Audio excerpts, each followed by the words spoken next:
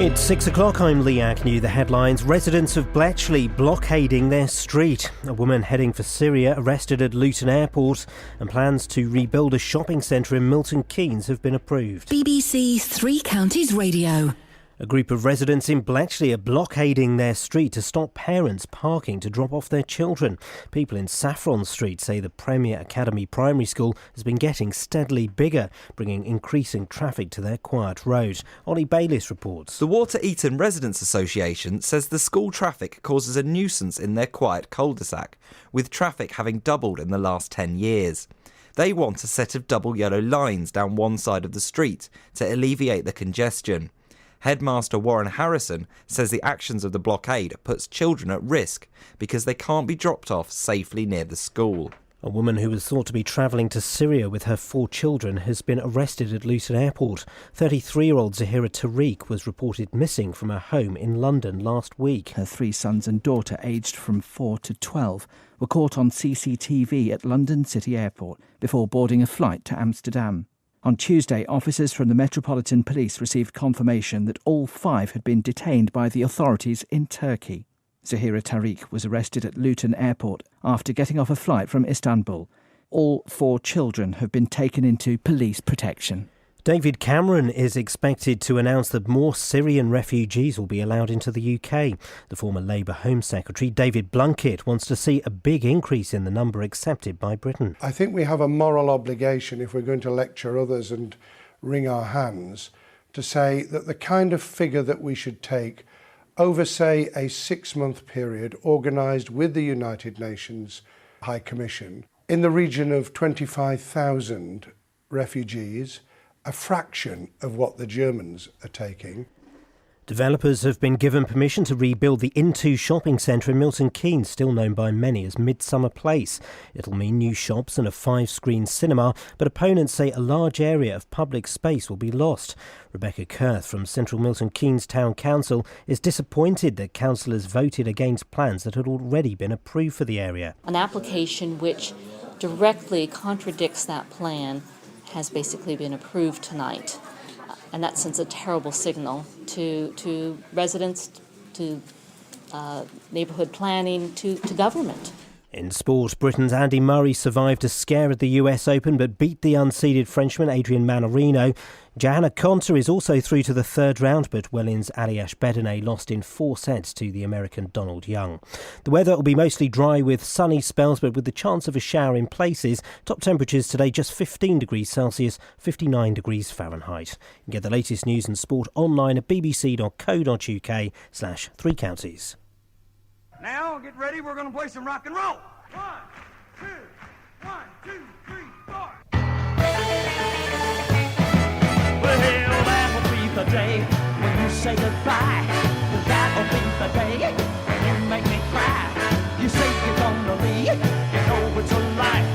'Cause that'll be the day, hey, when I die. Well, when Cupid shot his dart, he shot it at your heart.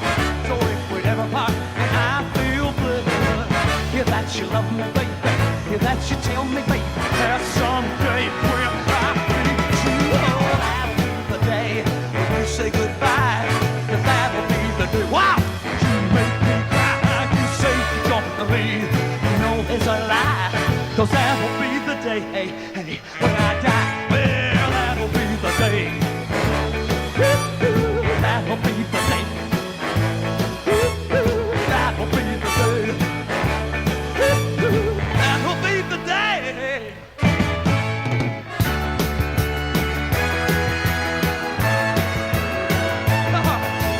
All my life I've been waiting. Tonight there'll be no hesitating, no boy. 'Cause I'm with you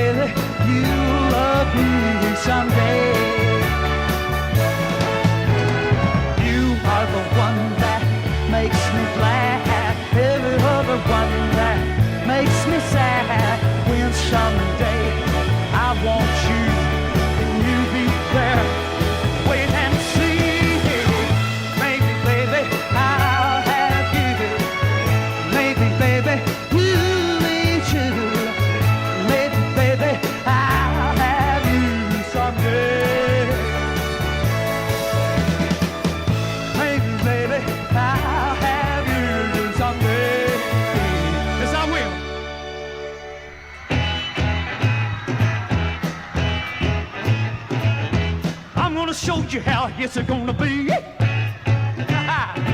Hey, you're gonna give your love to me. Well, I'm gonna love you both night and day. And the love's for real and not fade away. Come on, my love's for real and not fade away. And my love's bigger than the Cadillac.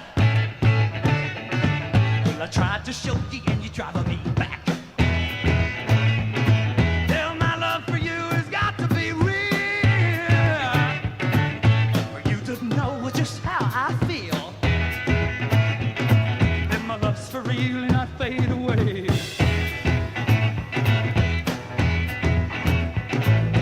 My love, my love.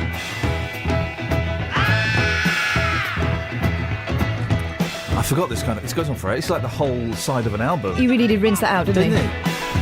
Richie Valens, come out, help me, son. It's a rare recording of Buddy Holly live on the night he died. And here comes Richie Valens and the Big Bopper.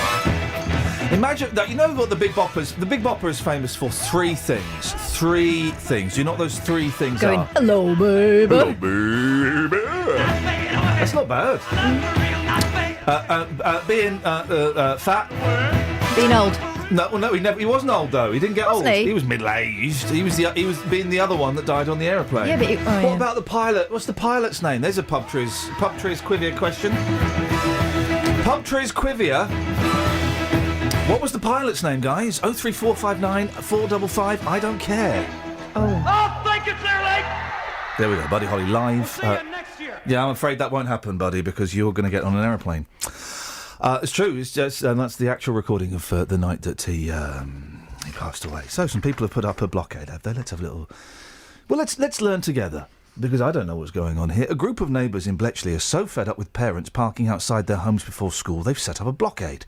People who live on Saffron Street say the Premier Academy Primary School has been getting bigger and bigger, bringing more and more traffic to their quiet road. The school argues that the stunt is dangerous and putting children's lives at risk. Catherine, why are the residents unhappy? Well, obviously, it's the same old, really, as everywhere else, but they're taking steps that other people maybe would not. And they say it causes a nuisance in their quiet cul-de-sac, with traffic doubling in the last 10 years. They say that parents parking on their road stops them being able to use their cars during school run times, and have been campaigning for a set of double yellow lines across one side of the street as a way of alleviating congestion. Now, the school's been on that site for 60 years, but it's grown significantly in size since then. 570 pupils now attend it. Now, that means that, according to the school, 131 cars arrive to drop them off every day. The residents are also frustrated that the school hall is being increasingly used in the evenings and at weekends, so there's more traffic there too. And they say the school car park is only big enough for a handful of cars, so even the staff have to park on the road during school hours. And they've taken direct action. Yeah, they've been getting up early. Well, we say early, not really early. They've been getting up late compared to us. 7:30am, moving their vehicles from their driveways, parking them on either side of the road so the parents can't. Water Eaton Residents Association say that if they weren't parking in the road, then the parents would be. But the head teacher of the school, Warren Harrison, has said that it is creating a danger and disturbance, and it's risking the safety of children being dropped off for school. The chair of the Residents Association, Peter Cooling, says the blockades will continue on a regular basis, and he'll be talking to you later on. So hang on, I'm confused. Are they blocking the street, or are they just parking? They're blocking the parking areas. So they're parking? Yeah, so they're parking where they don't need to. I wouldn't call that a blockade. No, when I first heard this, I thought it was some sort of, and also, straight across the why road. have they got to get... No. There's something about this. What's the song? There's something about this guy I don't like. Well, Sugar, he don't mean the things he says. Wham rap. Oh, is that it? Anyway, there's something about this story that's a little bit sniffy to me. Mm-hmm. Because, well, why don't they just... They don't have to get up early to park on the street. They just park in the street... Overnight. They just, when they come home from work, instead of parking on their drives, they park in the street. So why are they getting up early? I wouldn't call that a blockade. Anyway, you can tell them that. Well, they're coming on, are they? Yeah, they are. The school aren't, though. Okay. Oh, blimey. We had hoped to speak to the head teacher about this because they have some concerns. We hoped to speak to them at 8:30. They were happy with that. But as the story developed, we asked if we could change the time. And that point, they said the head couldn't do. We tried to shift it around. And then they decided they didn't want to be interviewed at all. We also asked if we could speak to parents from the schools to explain their concerns. And they said that they weren't able to help either. OK, that's a shame, because the story is kind of phrased to make them sound like the bad guys, but I don't know the school necessarily is the bad guys. Well, we'll find out, won't we? We'll ask them some probing questions. We will we'll be having a Friday probe a little bit later on. Why not? We'll be having what I like to call a Friday probe. So, what's that? Who knows what this is? Kelly Betts, great to have you here. Thank you, Claire. Tell the young lady we have. I've forgotten her name already. It's Sarah. Sarah's more than welcome to chip in at any point. You can be like Sarah, George. do you want to jump on here? Well, I was going to suggest you could be like George and Paul doing the harmonies on your microphone, but that's absolutely fine. Oh, okay. Who knows what this little file is? And that's file spelt with a PH. Has it got your blood in it? No, it has not. I'm not doing... who were those wackos that had each other's blood? Angelina and Billy Bob. Because they were going to be in love forever. And then she dumped him. But they might be, for all you know. OK, so it's not a file of my blood. Kelly Betts. A USB port? A fancy one? Oh, no, it's not! Just think, Frankie Howard died before the internet really took off. Isn't that weird? No, a lot of people did. Yeah, Marie Antoinette never saw it either. I know she didn't, but Frankie Howard, you think of Frankie Howard, one thinks of Frankie Howard as being a constant presence, relative... when did he die? Shall I have a look? No, we're going to work it out using our old-fashioned Googles. Guesswork. I'd say early 80s. No, he didn't. I saw him when I was... that was a bit... No! No!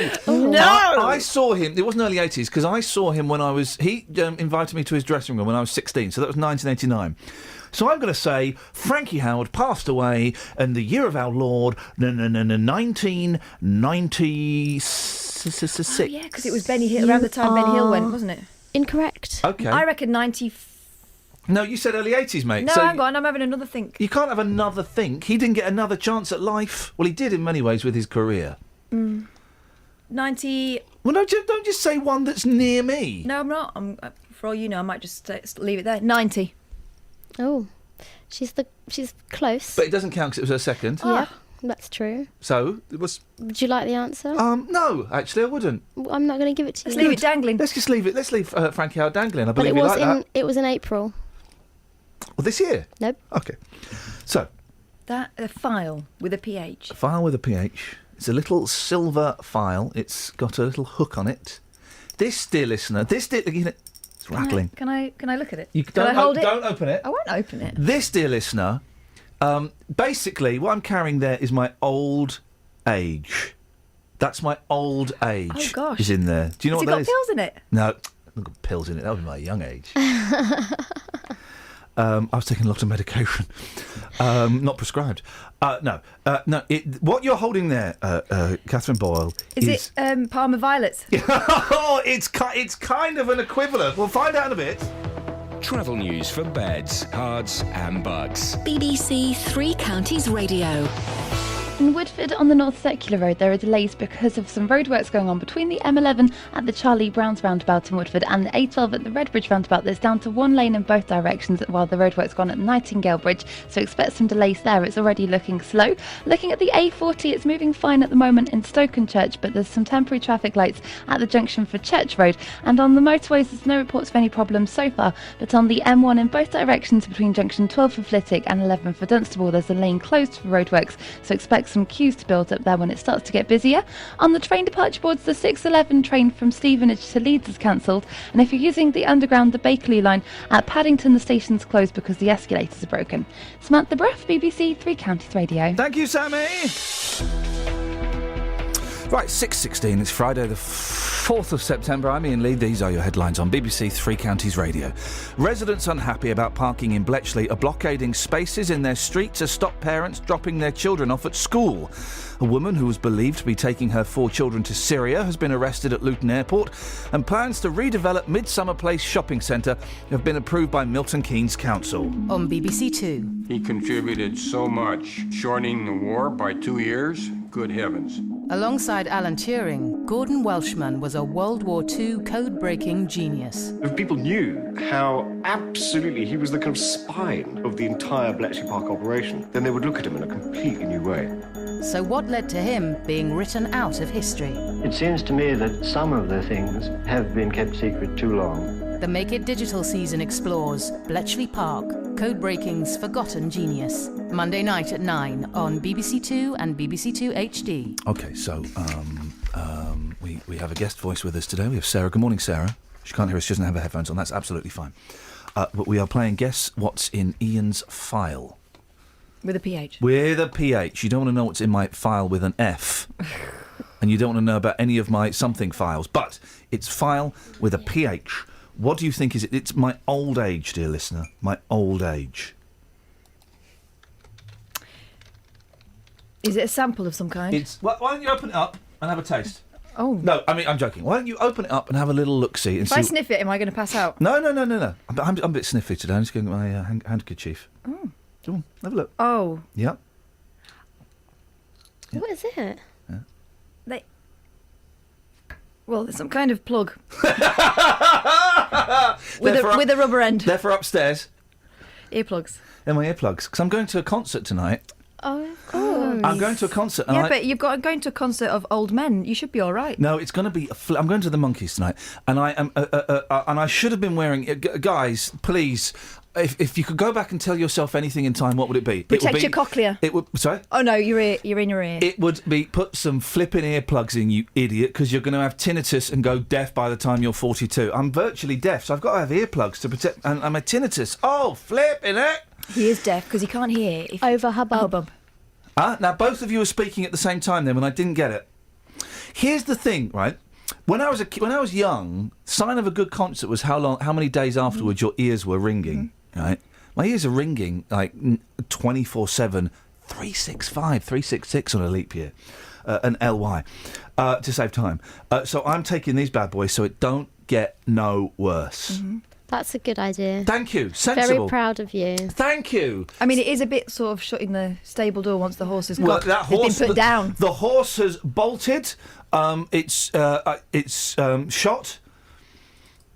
It's over. It's over. It's an ex-horse. It's game over for that horse. But I'm doing it to protect myself. My boy's got his ear defenders. I'm taking my 5-year-old son backstage at a Monkeys concert. I mean, really, it just doesn't get any better than that.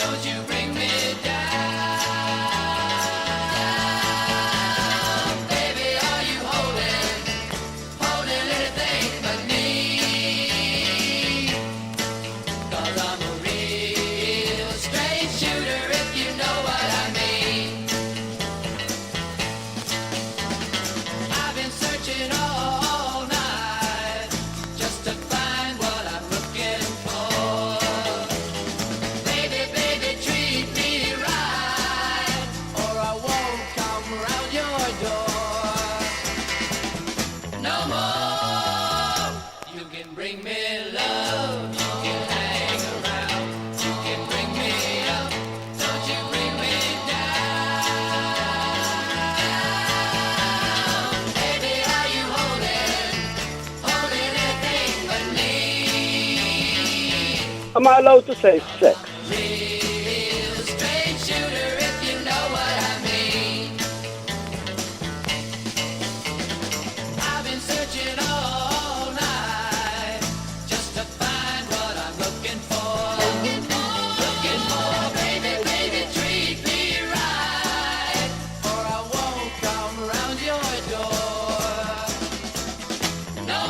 A wink in time saves lives.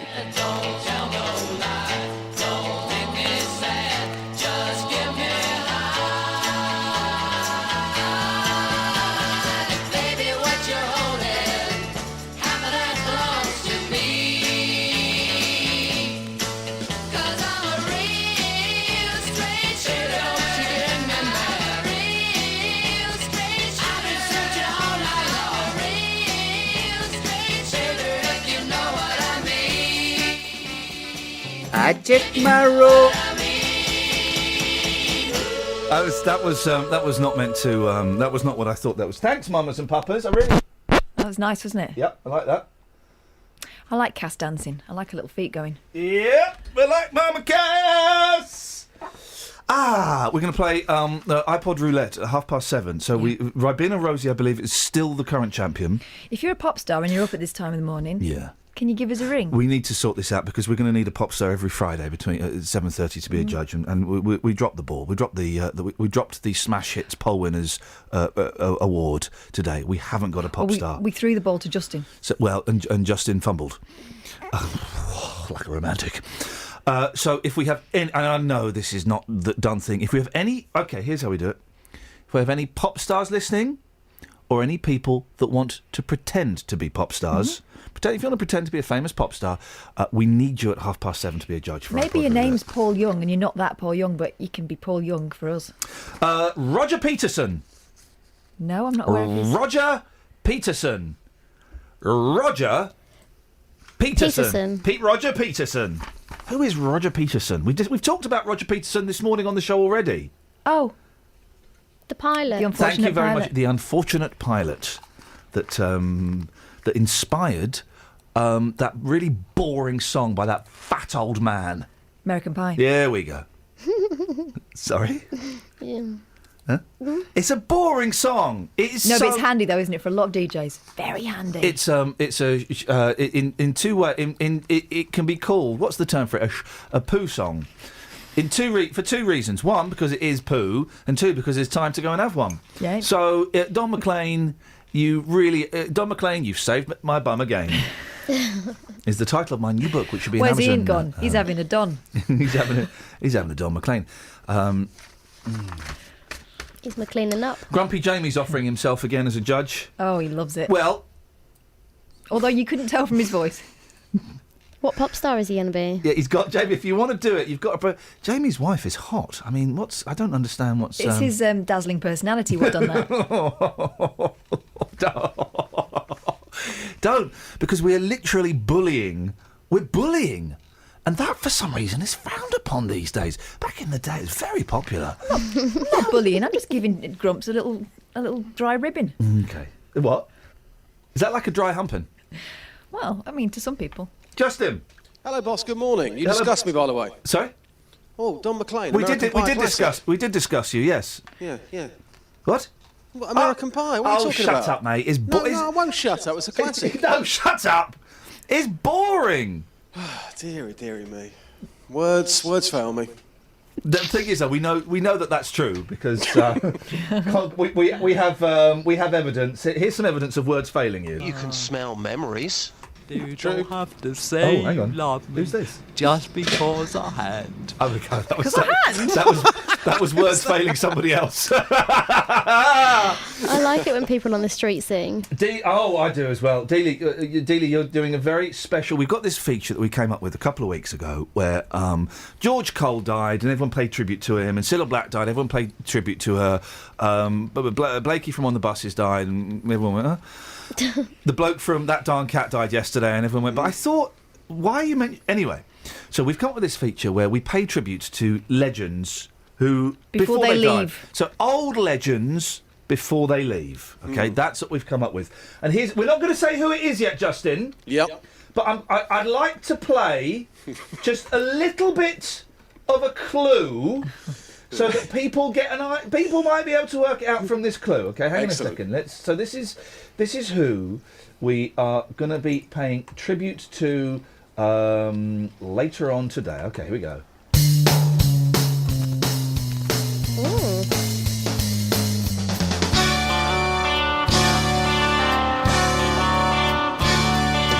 All right, so we're paying tribute to later on today. One more clue, Just? Yes, please. One more clue. So we're paying tribute to later on today. Oh. Yes. Come on, boy, there. You what? There we go. There's a little clue. Does Justin know who we're paying tribute to? Oh, Justin knows. Yeah, Justin knows. Look forward to that package. I'm looking forward to. Many people have embraced that package. Now, I think we can say that without being sued. He'd like that. Yeah, And he'd I've love enjoyed it. it as well, yeah. OK, now, on to slightly more serious things, and I'm only slowing the tone down because the second word in this story is the word disabled, and so it needs a little bit of gravitas. A disabled woman from Henlow is criticising the coach company who left her and her family to fend for themselves in Great Yarmouth, and Chudley has difficulty walking and uses a frame. She had a fall as her party made their way back to the coach, and by the time they got there, it was gone. Justin, what happened? Well, Anne was travelling with her 24-year-old son, who has learning difficulties, her 12-year-old daughter, and also her daughter's friend for a day trip to Great Yarmouth. Now, they had pre-booked the tickets, and they say the driver should have noticed them because they were actually sat near the front of the coach. Anne has difficulty walking and has to use a walking frame. Now, unfortunately, on their way back to the coach, she had a fall and had to be helped by the children. This meant they were then 15 minutes late getting to the coach, and unfortunately they discovered the coach had already left without them. Oh, we said fend for themselves in Great Yarmouth. Makes it sound like they were abandoned in the Serengeti. What happened? How did they get home eventually? Well, Anne's daughter's friend had to call her dad, Andy, who was in London at the time, so he had to drive to Great Yarmouth and pick them all up and then bring them home.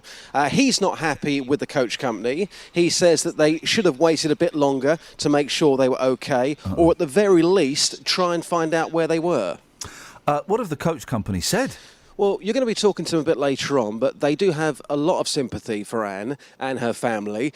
This despite, of course, the coach leaving without them. But they did explain they have to strike a fine balance between waiting for people who might be late and making sure they don't keep the passengers waiting that are already on the coach and ready to leave. 15 minutes. Now, we need to get both sides of the story, because sometimes, we say, I was only 15 minutes late, and you mean 35 minutes late. But if it was just 15 minutes, 15, and also they would have, they'd count. They'd have a count. We got 30. I watched them all go out.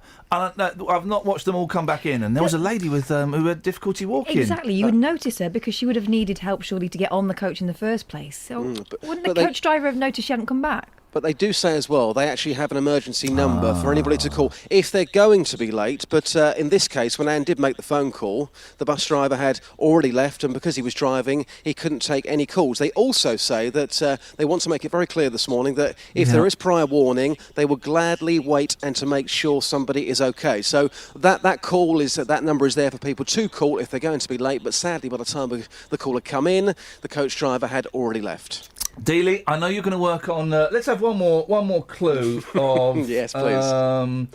Oh, here we go. This is a good one. Here we go. It's another clue.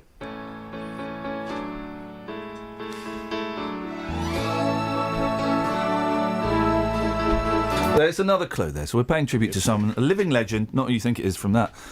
Who before he passes away.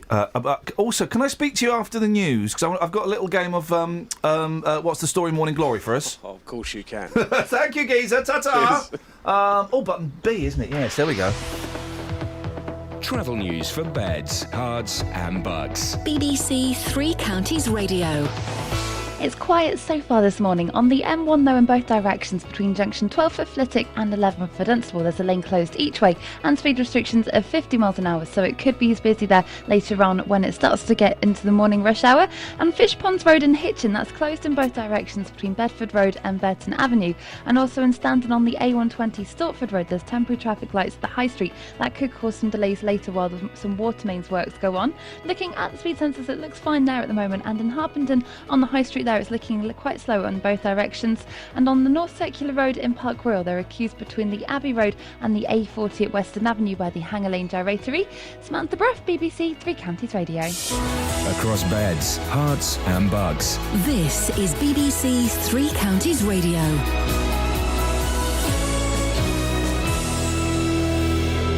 It's 6:30. I'm Lee Agnew. The headlines. A group of residents in Bletchley are blockading parking spaces in their street to stop parents dropping off their children. People in Saffron Street say the Premier Academy Primary School has been getting steadily bigger, bringing increasing traffic to their quiet road. A woman who was thought to be travelling to Syria with her 4 children has been arrested at Luton Airport. 33-year-old Zahira Tariq was reported missing from her home in London last week. And developers have been given permission to rebuild the Into shopping centre in Milton Keynes, still known by many as Midsummer Place.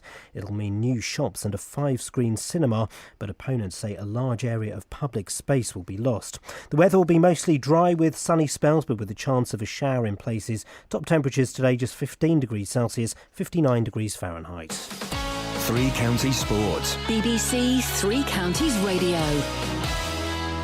Wales are now just one victory away from reaching their first major tournament for the first time since the World Cup in 1958. Gareth Bale's second-half header was enough to beat Cyprus 1-0. Sweeps it towards Bale with a header! And Gareth Bale, would you believe, is the man on a mission to take Wales to France. Luton Town will be without Cameron McGeehan and Paddy McCourt for tomorrow's trip to Cambridge. Paul Benson is a doubt with a neck injury, and Hatters manager John Still says defender Scott Cuthbert is also doubtful after picking up an injury in the midweek win against Leyton Orient. What happened? It cramped up, and he thought it had gone. So we took him straight off. Yeah, it might be all right Saturday, but he just cramped up. He said, as he's ran towards me, I've just got to turn my body and I couldn't move my leg. But he hasn't trained today. But he might be all right, yeah. Stevenage take on Plymouth, and the Borough could give a debut to midfielder Connor Smith, who's on loan from Watford. Stevenage boss Teddy Sheringham says he's needed. Very hard working, gets about the pitch, good on the ball, and hopefully he can keep things ticking over for us in midfield. So thought it was important to not put that pressure on anyone else to play that role. He's played at a higher level, so he should know what it's all about at our level. So hopefully he'll be a good addition to us. Wycombe play Hartlepool, while in the Vanarama National, Boreham Wood host Grimsby. In tennis, Britain's Andy Murray survived a scare at the US Open but beat the unseeded Frenchman Adrian Manarino. Johanna Konta's also through to the third round, but Wellin's Aliash Bedene lost in 4 sets to the American Donald Young. BBC Three Counties News and Sport, more at 7 o'clock.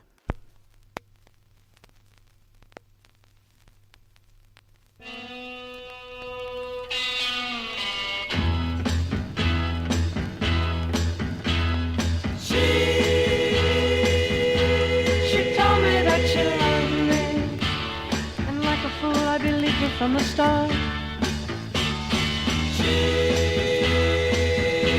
she said she'd never hurt me, but then she turned around and broke my heart. Why am I standing here, missing her and wishing she were here? Hey! She only did me wrong. Hey!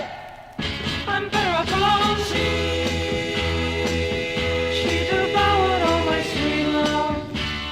Took all I had and then she fed me dirt. She laughed when I was crying. It was such a joke to see the way it hurt. Why am I standing here, missing her and wishing she were here? Hey! She only did me wrong. Hey!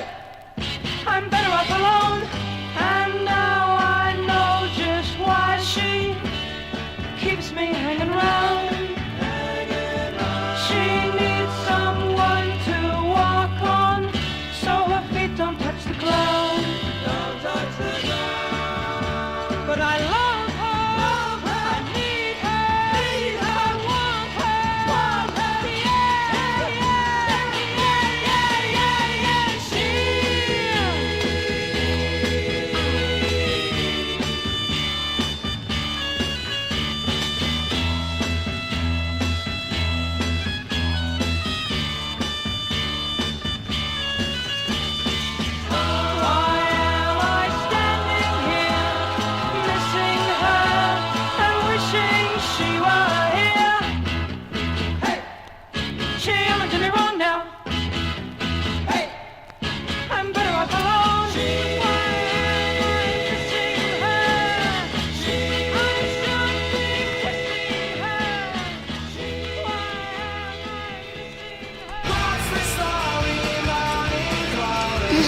Sorry? Oh, sorry, I didn't No, realise. I didn't realise you had a little froggy in your throaty. Apologies to everybody. Apologies, that heard that. acceptingtons. So, this is the fun part of the show. Let's keep it brief. where I read out a headline in the newspapers. You have to try and work out what the headline, what the story. You have to guess the story. Morning Glory. Justin. Yes, Blair. We'll start with you. Thank you. Got the horn. Got the horn. Okay. This is about somebody. Oh, you put me on the spot here. This is about. Hang on. Let me finish. You knew this was coming. Yeah, well, I told you 10 minutes ago we were going to do it. Yeah, it's not really putting you on the spot. You know, it's. Okay, this is somebody. Yes, buddy. Who has been at a wedding. Uh-oh. And they have been listening to the 1990s anthem Moose Tea Horny, which was a massive turntable hit of its time. I'm riding your fader. No. This is a true story. I think they were. Listening to that, and it inspired them to steal a horn which was behind the bar. Oh, double horn. Double horntondra. Horntondra. Hornra. What other punny words can we make out of horn? Thorn. No, you've confused punny with rhyming. Torn. Again, that's another. Born. Is this Hornestly, Justin? There we go. You see what she's done there? Your honesty. Now, by the way, I finished My Cousin Vinny last night. Did you? Well done. Yeah, I'm going to watch it again. It took another year. It's so good. It's such a good film. It gets a bit boring towards the end when he's solving the case, but it's such a good film. I feel like I've watched it with you. Yeah, you're welcome to. Honestly, I could just watch that on a loop forever. In fact, I'm going to quit this job, and I'm going to sit at home and just watch My Cousin Vinny on a loop. Can you imagine? Whatever happened to Iain Lee? Well, he saw My Cousin Vinny in 5-minute chunks over the space of 6 weeks. Oh, it's so funny. When he punches the man in the face and he has to jump up because he's so tiny and he just jumps up. I haven't seen it. Oh, I've had to do that before. I'm going to buy it. Right, this is your Christmas presents. I'm all right, honestly. I'm going to buy it all for you on DVD because it's such a good film. You've not seen it, have you, Just? I haven't, no. Such a good film, mate. It's so funny. Kelly Betts. Yes. Got the horn. Yes. Is it about Steady. a person who was attacked by a rhino?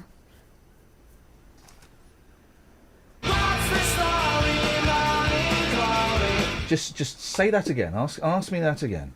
Is it about a person who was attacked by a rhino? Yes. No, she's got it right. Oh. She's got the horn. I have. A man dies in this, so let's be sensitive. Oh, hang on. So a man dies in this and they use that as the headline? No. This is a double horntondra. Honestly. You're welcome for that, by the way. This is 2 examples of the horn. The fun one and the sharp one. An animal handler was crushed to death when a sexually frustrated, one horn, rhino, double horntondra, went berserk in Zimbabwe. All in all, though, I'd say sad story, not probably... Yeah. Oh, but it's not... The story's almost irrelevant to this feature. Got the horn is the fun bit. I feel a bit guilty now for mentioning Moose Tea. Yeah, you should. I'm going to clip that. Please do. Justin? Great track, though.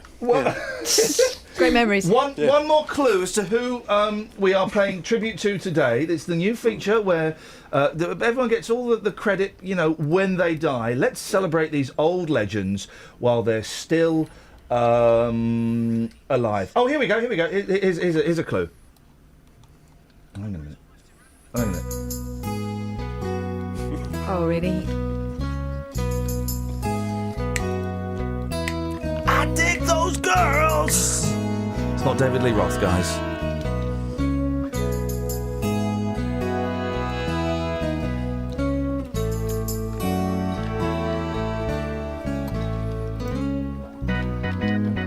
Yeah, imagine. There we go. I've got one more clue. Last clue. Come on. Last clue. Wow. There's a whole album of this. I can't believe he had the audacity. Go away! Wow! What a legend. Whenever I see sand, I think of this man. Okay, we'll go and think of... I can joke in my head, Stays in my head. Go and make great radio, Justin. Thank you, boss. I'll try. Then come back here and we'll lower the tone ever so slightly. What have you found in the papers, Catherine? Not a lot. Morgan Freeman dressed up as a mummy with a crutch. I don't know why. One of Apple's first computers, built in a garage in 1976 and costing $666, may fetch at least $330,000 at auction. Yes, because it's later old. this month. Because it's old and rare, and there aren't many of them. Here we go. This is a fun. All right, this is a fun one. If the story about Guy being killed wasn't fun enough for you, you biscuits. You biscuits. Have you seen this? No. Aldi bosses have. Oh yes. This is good. You'd like this, Kelly. Thank you. Aldi bosses have. This story is by Richard Moriarty. Aldi bosses have changed the packaging on a brand of cheese biscuits after shocked shoppers saw it spelt out the C word. You biscuits. The gourmet crackers with rosemary promise customers deliciously thin and crispy biscuits in an English country garden. But bungling graphic designers put 4 letters from the word country in capitals. And you can guess which ones. Now, this is an unusual way to describe a customer. So Tom Coulton is the customer who spotted this. Guess which word they've used to describe him? Thrifty. Punter. Oh! Punter Tom Coulton noticed and wrote on the Budget German Giants Facebook page, I was just curious about your choice of letter capitalisation on the packaging of your rosemary gourmet crackers. Any particular reason for this design? Nick Hodgson added, surely this is no accident. Someone must have noticed. The packaging has been amended with different letters in the slogan now capitalised. Why would you do... I mean, the offending package was still up for grabs yesterday at Aldi's Manchester city centre outlet, so go and treat yourself to an offensive biscuit. What do you do when you want to have a poo in an English country garden? What do? You pull down your pants and suffocate the ants in an English country garden. And then how do you clean up? I don't know. You pull up a leaf and wipe you underneath. Here we go, you see, that's... Hey, guess what Berkshire's got more than anywhere else? Lap dancing clubs. Oh. Am I right? Yeah! Hey! Berkshire's 17 strip clubs gives its population of 154,000 more flesh joints We should have said, by the way... per person than anywhere in England. I drove past one the other day. They have a happy hour between 1 and 8. That's weird. That's not an hour. I know. Maths is not their strong point. It should have said, by the way, it's an adult... It's a triple X rated show today. You've got to be over 56 to listen, which is the case in most BBC local radio anyway. But it's a little bit raunchy today. It was a little bit blue. Something for the dads. What do I do with my young ears? Well, I've got my earplugs if you want to use them. Oh, okay, yeah. Okay, well that's that sorted out. Yeah, so you drove past one and they have a happy hour from what? 1 till 8? 1 till 8. A happy hour from 1 till 8. It's an old converted pub with the windows blacked out. It's in Chalvey in Slough. And happy hour 1 to very to some people. Happy hour 1 till 8. There used to be one at a roadside on my way home, and I often thought, I wonder if I could pop in and maybe earn a few more quid. But then no. Let's anyway, be realistic. It was called Speed the Plough, which I thought was the whole point of going to a lap dancing place. Blimey. My friends used to go to a very famous one in London. Yeah. And I never actually. Here's my friends. I never actually went to this one, and. They said, "Oh, you should come along. You should come along. It's great." Someone who's now very, very powerful in television, and I think is now quite high-ranking in BAFTA. You should come along. It's great. All you got to do is put a pound in a pint glass. I mean, now the pint glass gets passed around, and you'd put a pound in there. Is that all? Apparently, apparently that was. I thought they were contactless these days. So may have said that was over the odds a little bit. Travel news for beds, cards and bugs. BBC Three Counties Radio. On the M1 in both directions between junction 12 for Flitwick and 11 for Dunstable, there's a lane closed for roadwork, so expect some delays there, but it's looking fine on the speed sensors at the moment. On the A14 High Wycombe, there's roadworks at West Wycombe Hill Road, and in St Albans on the North Orbital Road, there's a lane closed between the Park Street roundabout and the London Coney roundabout. That's for roadworks, and looking at the speed sensors, it is starting to look a little bit slow at the moment. In Neaston on the North Circular Road, there are delays approaching the M1 at the Staples Corner flyover and towards Brentfield Road in Wembley as well, and there are no reported major delays on the trains at the moment. Samantha Bruff, BBC Three Counties Radio. Thank you, Sammy. 6:46. It is Friday, the 4th of September. I'm Iain Lee. These are your headlines on BBC Three Counties Radio. Residents unhappy about parking in Bletchley are blockading spaces in their street to stop parents dropping their kids off at school. A woman who is believed to be taking her 4 children to Syria has been arrested at Luton Airport, and plans to redevelop Midsummer Place shopping centre have been approved by Milton Keynes Council. Let's get the weather. What? Beds, Hearts and Bucks What? weather. BBC There's no Three weather. Counties Radio. What? She's not there. What? I'm dialing her up and I'm saying, hello, Elizabeth. And she's not there. Sorry, hang on a second. So tell me what you're doing. So I'm dialing her up. Right. Dial. And then I'm what doing are you? it right now. Then you said you're saying something. Then I'm saying, I'm going to do it right now for Okay, proof. here we go. Right, here we go. Proof. If proof. Hello, Elizabeth, are you there? Elizabeth. She's not there. Does that mean there'll be no weather today? I'm looking out. It's looking all right. It's not doing anything though, is it? The weather, it'll be all right. I mean, really, it's September. Have a guess. 3CR generic F/trail. No idea. Let's have a listen. We've had a brilliant summer of Oh, it's this cricket. one. That's Edson Court, it's all over.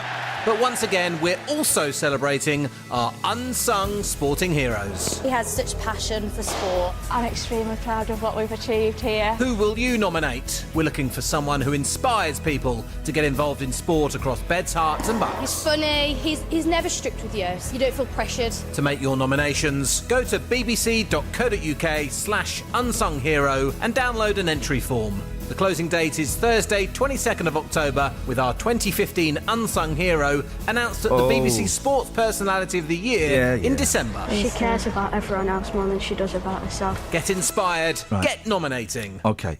Firstly, he's not a very good coach then if he's not pressurising people. You've got to be pressurised. Yeah, just let him have a laugh, isn't he? I've got to. I'm just going to get my stick. I'm going to put it in the pot full of poo-poo, and I'm going to stir. Oh, what's happened? Got an email. I got an email from Elizabeth Rizzini, the weather girl. what's she She's saying? not happy with you. She's blaming you. I'm not getting involved. I'm just going to read it out. Why is she grassing you up to Dad? Hi, Ian. Lots of exclamation. There's 3 exclamation marks in this email, Elizabeth. This is how excited she is. Well, she does talk like No, that. I'm going to say she's angry. Okay. I'm going to say she's furious. I'm going to read it in a furious voice. Go on. Hi, Ian. Tell her I'm here. I can hear her. She's got the wrong fader. Cheers. I don't have a fader on here. Oh. Tell me. No, I'm not going to reply. You tell the listeners what you'd like to say to Elizabeth, who's just accused you of being not very good at your Incompetent. job. Incompetent. That's the word. And an idiot. Well, An incompetent idiot is what I'm reading between the lines here. so I dialed her number. No, I don't want to. And she couldn't hear me. There's nothing to do with faders. Whose fault are you saying it is? Elizabeth. The system. You're saying it's Elizabeth Rizzini's No, fault. Yep. You're saying calling her an idiot. You're saying Elizabeth Rizzini is an No. idiot and it's her fault. Are you? Are you not saying Elizabeth Rizzini's fault and she's an idiot? No. So you are saying it. We knew she was. You've just called Rizzini an idiot live on air. This is an industrial smackdown. Why is she telling you and not me, though? Because you're no good at answering emails. You probably would click the wrong fader Fair on the point. email and it will go to Zimbabwe. Zimbabwe.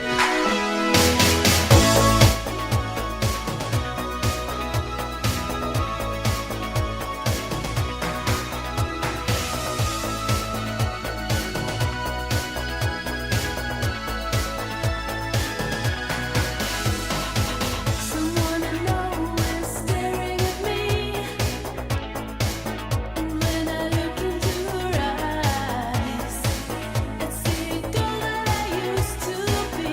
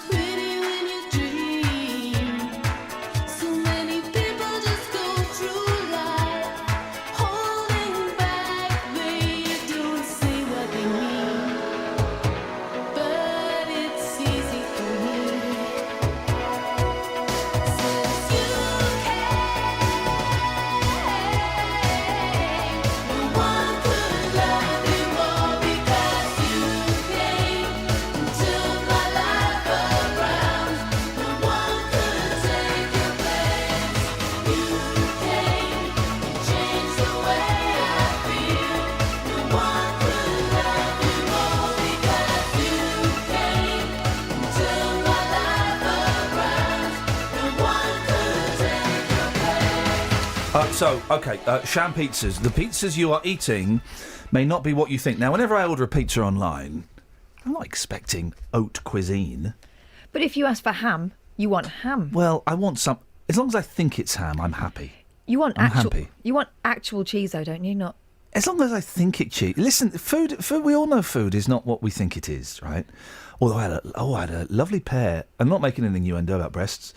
I had a lovely pear in my back garden yesterday. There's always a pear treat. I love it. It's a bit hard, but I still had some. I'm not making innuendo, Kelly, so don't you sniggering for me. Stop that. This is actually healthy. I had my health check yesterday. How's your health? Hey. Oh, dear. How long you got? The chances of me having a heart attack in the next, was it 5 years or 10 years? It's only 5%. That ain't bad. But a little bit tubby and cholesterol, it's a little bit, blood pressure's just a little bit. Yeah, but that just means you're not a SWAT. I'm not a health SWAT. Yeah, exactly. But I wouldn't mind, I bet that Brendan, I bet he's clean as a whistle. Brendan weren't allowed to go up there because he was under 40. Yeah. He was under 40. Oh. I was allowed to go up there because I'm over 40. Oh. Special rights. One day I'll go up there. I was doing it. I was up there, right? I was having my blood pressure tested, right? Mm. And Jeff Doyle, you know the sports boy, the little boy? Is he over 40? No, but he just kept bursting in. The bloke's going, could you get out, please? What did he? He just kept coming, come in here.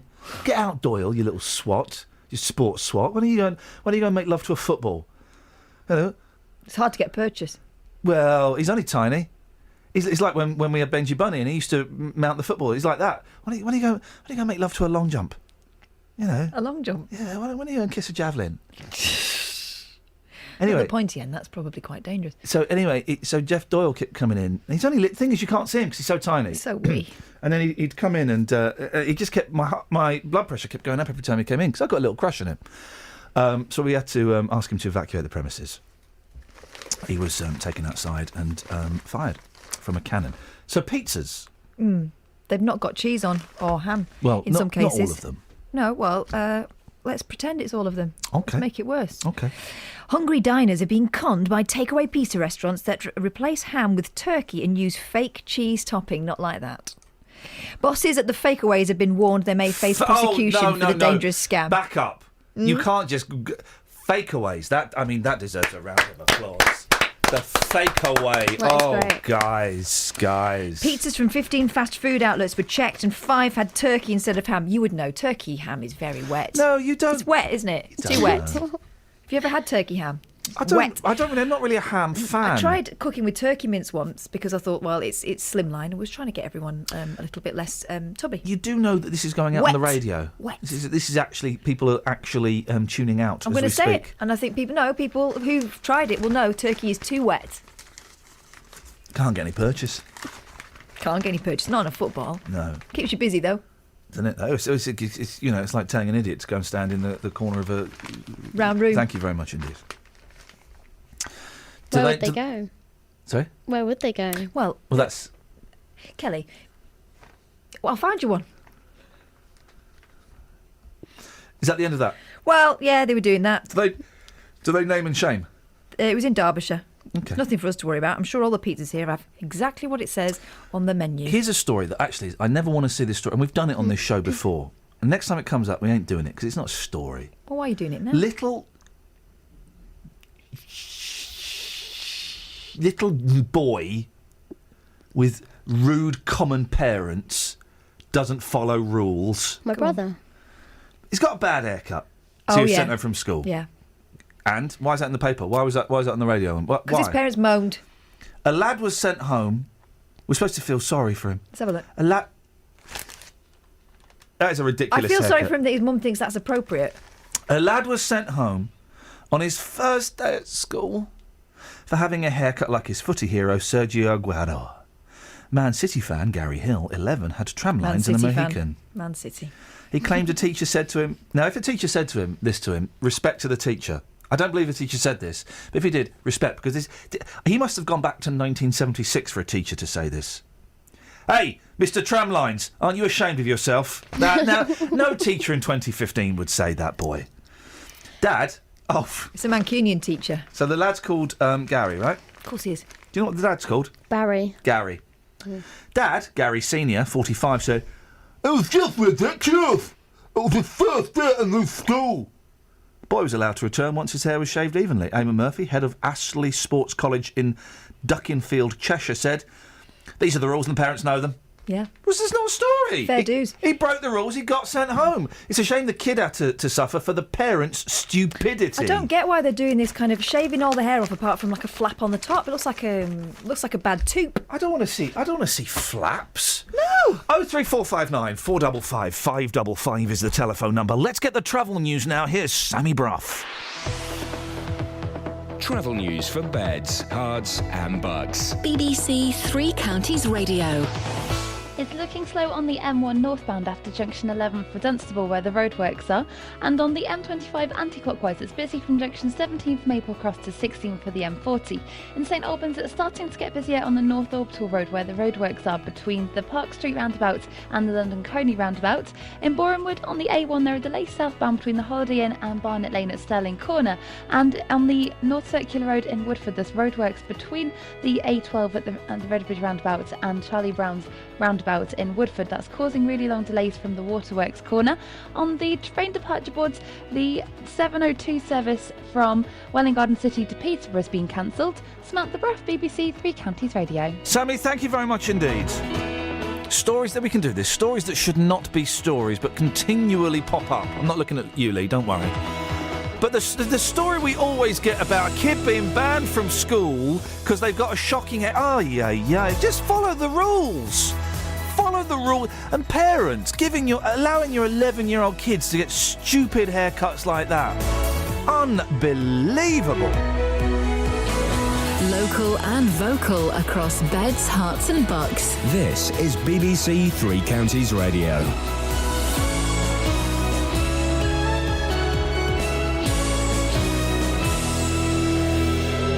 It's 7 o'clock. I'm Lee Agnew. The headlines: residents of Bletchley blockading their street, plans agreed to rebuild a shopping centre in Milton Keynes, and a woman heading for Syria arrested at Luton Airport. BBC Three Counties Radio. A group of residents in Bletchley are blockading spaces in their street to stop parents parking to drop off their children.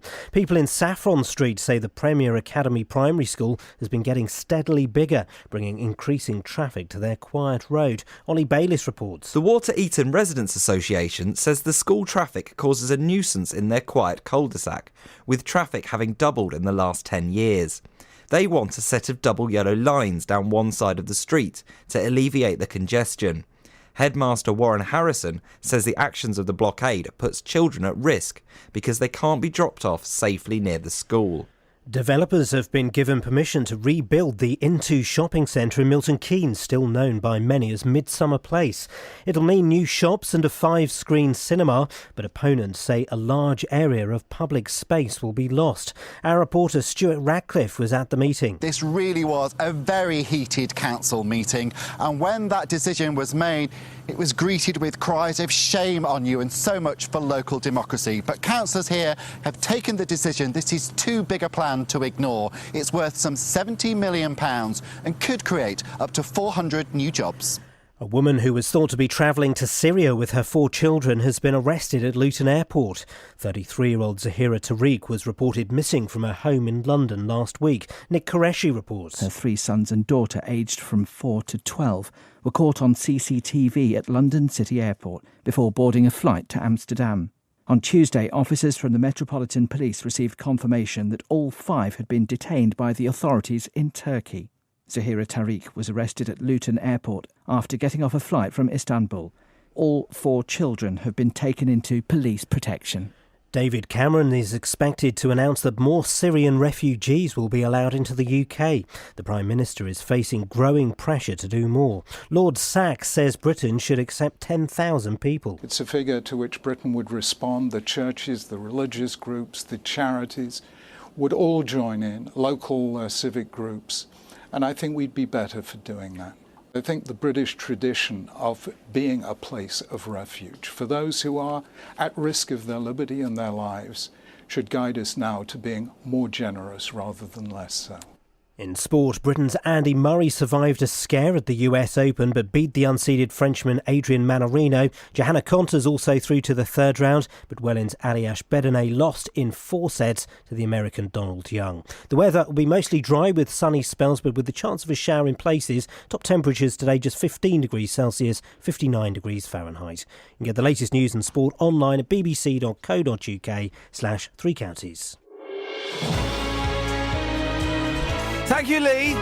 Morning, Iain Lee, BBC Three Counties Radio. So far, no one's guessed who we're paying pre-tribute to. It's a thing we do where, you know, when people die, well, isn't it great that we miss them and we love them? Let's say it to these people while they're still alive. We've got a cracking one today. I'll give you another clue in a bit. Also, we're playing iPod Roulette at 7:30. We may have to get Grumpy Jamie to be the judge. I've asked the lead singer from Doctor Hook, but I imagine he's asleep. But we need Grumpy Jamie to pretend to be a pop star. Marilyn, I just... How many contestants, Catherine, have we got for iPod Roulette so far? So far, I mean, Rosie's a given, isn't she? Yep, Robina Rosie's the current champion. We've got half the number that we need. That is not bad going. With 26 minutes to go until we play it, we only need one more. We need a contender. We need a contender. Contender ready. Gladiator ready. If you want to be a contender on iPod Roulette, simple. You need an MP3 player or a computer where you can set it to shuffle. You need over 100 songs. Boom shakalak, use in. Call now, guys. 03 459 455 555. Across beds, hearts and bucks. This is BBC Three Counties Radio. Now, people living in one street in Bletchley are so fed up with parents parking on their road before school that they've taken things into their own hands. The Premier Academy Primary School says the stunt is dangerous, but Saffron Street residents say the growing school has brought an unreasonable amount of traffic to their quiet road at pick-up and drop-off times. Peter Cooling is the chair of Water Eaton Residents Association and joins me now. Morning, Peter. Morning. What's going on? Well, the residents are just being fed up with the teachers parking on the road and going into school, and the parents come up and everything like that. And it's just the school is grown too big now for the cul-de-sac. It's not only one road; it's all the roads around the area. What's getting blocked? So I'm sensing there are two separate problems. The one of the parents picking up and dropping off. Is that one of them? Yeah. Well, that's yeah. Yeah, and is there another? You say there's a problem with teachers parking there in the daytime. Yeah, that's right. Yeah, the car park. He's got a little car park. It's built for 38 cars, and there's 95 staff work there. So there's another 30-odd cars being parked on the streets, outside people's houses, and in the cul-de-sac. The thing with the okay, let's go to that in a second. The parents parking and to drop their kids off. What's your problem with that? Because it's only 20 minutes a day. Well, 20 minutes a day. It's people parking on the driveways. It's when people go, more people go to work. Right. Well, hang on. Is it people parking? People aren't parking on your private driveways, are they? They are. Yes. That people are coming on to the street and going onto the driveway outside people's houses. Yeah. And when you ask them to move, you get abusive action. You know, the parents start chucking abuse. It's not the residents what are abusing. Chucking. It's a bit of both. The residents give abuse because they are getting abused. Let me get this right, though, Peter. You're telling me so you've got a driveway outside your house that's part of your property. Yeah. That you're allowed to park on. Yeah. And you're telling me that parents from this school are parking on your driveway. Yeah, they park everywhere on double yellow lines, on zigzag lines, and everything. But there aren't zigzag lines in your cul-de-sac, are there? No, that's right outside the school. That's someone else's problem. Let's focus on your cul-de-sac. When was the last time you had a car in your driveway that wasn't your car? Well, it's continuously every day. They park on driveways round in Mossman Court. They park. I'm not worried about any other street. I just want your street. Well, I'm a resident, so I don't live on the street. I'm sticking up for the street because it's a residents' association. Okay. And I've got other schools. I've got a school that parks on my driveway, so it's not only one school. It's we got 5 schools in an area. I'm gonna call it as I see it. I don't believe that. I don't believe that parents are parking on a driveway. Well, we have pictures. We have taken pictures. Well, if that's true, that's incredible. Yeah. We have pictures of where they park, legally parked on pathways where prams can't get past and everything like that. We have actually got pictures of it. If it's not residents parking there, we can't actually get down the streets. Are you sure you're not exaggerating a little bit for effect? No, we're not. In terms of the driveway? Yeah, we got pictures and we can send them off to you and show you. All right. Well, if that happens, that's outrageous. You know, that is absolutely terrible. Yeah. The parking on the street, though, I don't have a problem with. Right. So, would you want cars outside your house every single day and you can't get out of your driveways? Well, again, no. If they're blocking my driveway, then I would be angry. If they're parking in my driveway, I'll be furious. If they're parking in my street at drop-off and pick-up time, I wouldn't be bothered. Right, yeah. Would that does the fact that they're just parking? If we forget the driveway parkers and the driveway blockers, right? Yeah. How about if they just parked in the street though? Would that be okay? Yeah, if they just park in the street, yeah. Okay. Well, if they are, have you spoken to the police or the council about this? Because if they're parking in your driveway, that's trespass. Yeah, but the police won't do anything about it. Well, that must be very frustrating. Yeah, this is why the neighbours have had enough. The school is expanding every day. So, and he gets away with what he wants to do. And the parents, the residents, he's got extensions for his new hall to hire it out every night. So the residents are going to have no peace whatsoever. Well, it's good that schools are expanding and offering extracurricular activities, isn't it? Yes, it is, but he needs a bigger area with bigger parking. Right. Well, that's not going to happen, is it? So we need to reach a compromise, don't we? So. Yeah. And we need the teachers and we need the headmaster, Mr. Harrison, to sit round the table and join in this. We've tried to speak to him for 4 years now, and he don't turn up to the meetings. He don't turn up to the council meetings. Okay. Well, he didn't turn up to the radio today either, so he's not here. So we have to. Surely, if this is such a big problem, wouldn't the council be up for putting double yellow lines in your street or resident permits or something? Well, we've tried to suggest it, but obviously some of the neighbours don't want double yellow lines and some of them don't want permanent permits. So you can't win with everyone because obviously people have visitors and everything like that. So, and also, the thing, if the teachers are parking there, the teachers aren't blocking the driveways, are they? No. No, OK. So what's the problem with that? It's a public highway, there are no road markings, so the teachers are allowed to park there? Yeah. So that's not a problem then? So the teachers park there, 30-odd cars. So when the parents come and park, this is when they park in the driveways. OK, but that's a different thing. I can see two things here. So you haven't got a problem with the teachers parking there in the daytime? Well, we don't have a problem because obviously they just park there anyway. So we're getting told in the papers and all that, we're getting the parents are causing danger. But if the residents don't park there, the teachers park there. So hang on a second. But just Peter, I don't care what it says in the paper. It's me and you talking, right? Yeah. So I don't understand how you can have a problem. And let's just focus on the teachers parking there in the day. It's a public highway. There's no road markings. I don't understand why you'd have a problem with the teachers parking there. Because it's such where they go into the main street and park. It's such a narrow road. People can't get down the street. No, Peter, yes you can. Well, I think the Three Counties Radio should come down and have a look at this and have a look at the situation. Help people actually park. But Peter, I'm talking to you. So why don't you tell me? So what you saying that they're parking? What, they're blocking the road so cars can't get down?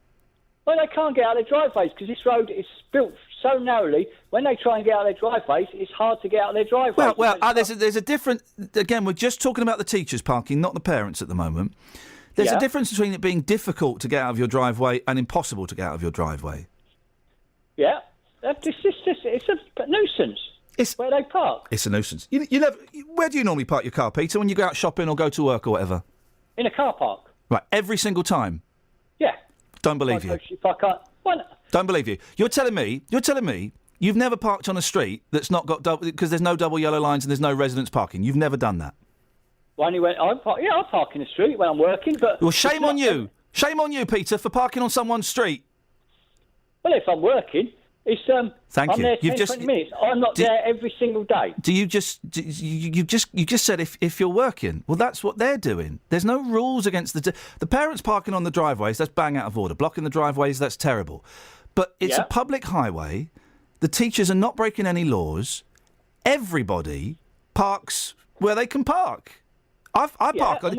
If there's no double yellow lines and there's no permits only, then I don't see what the problem is. You need to petition the council. If you're really angry, you need to petition the council to put double yellow lines. We are trying everything to get this teacher to talk to us as well. Mr. Harrison talked to the residents. Okay, you well. just go. Okay, that's great.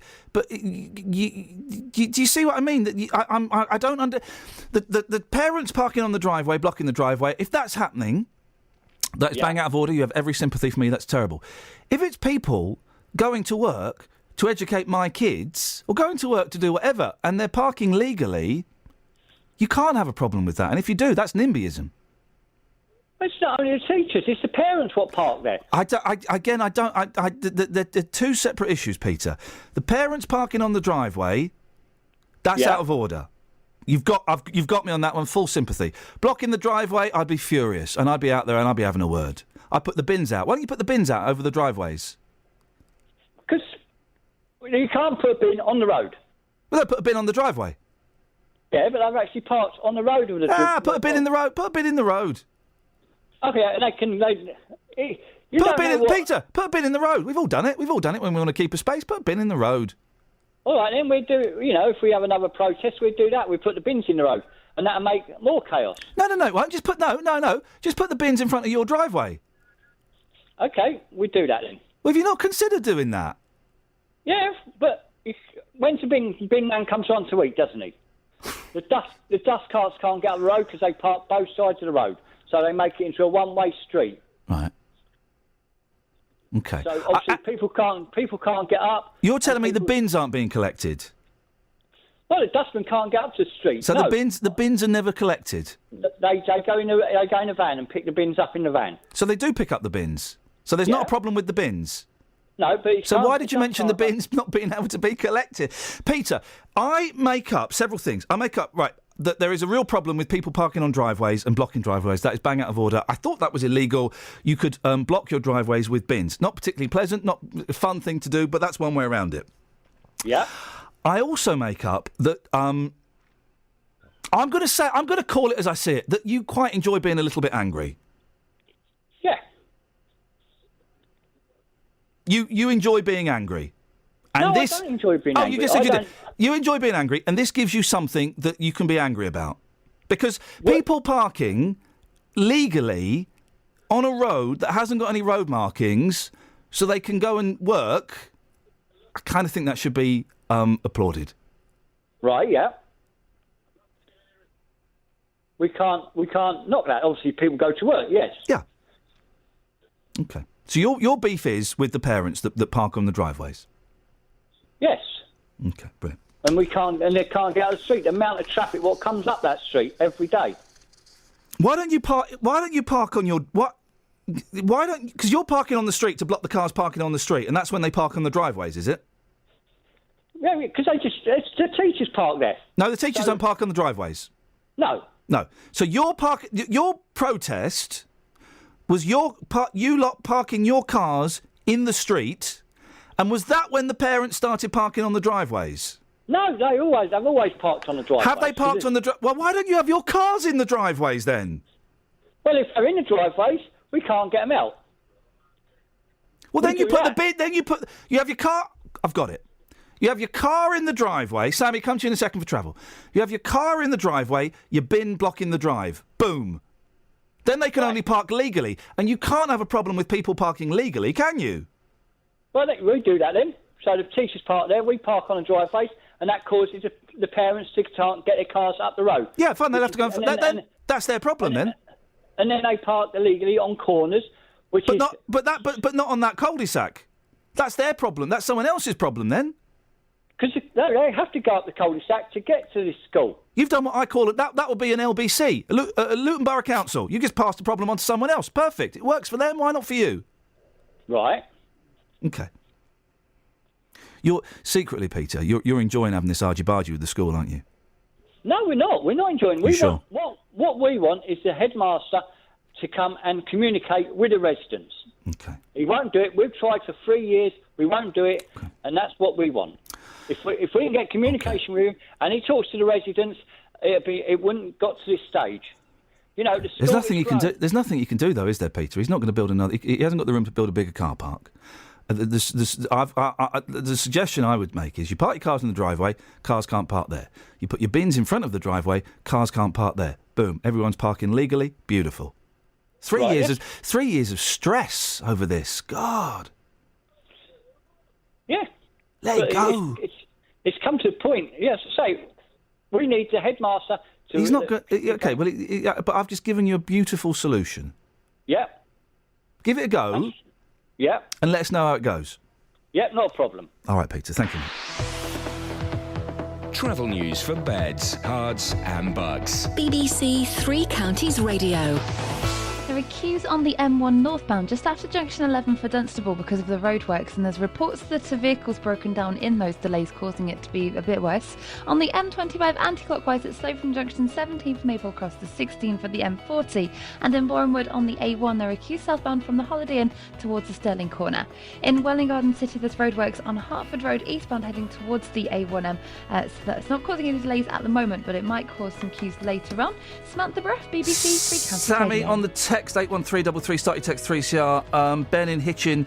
Have you got this on your screens? The A505 in Hitchin. Not got that, but I can have a look. Yeah, have a look. Ben's saying that there's a lorry. Oh, this is so weird. A lorry carrying a load of toilet seats has shed its load. Ooh. You Okay. Well, got pictures. The A505. Apparently, A505. I'm looking. the police looking into it, but they've got nothing to go on. Oh no. So the police are looking into these toilet seats that have gone across the road, but they've got nothing to go on. Could you have a look into that, Sammy? We'll look into it. Thank you, mate. Really appreciate it. Thank you.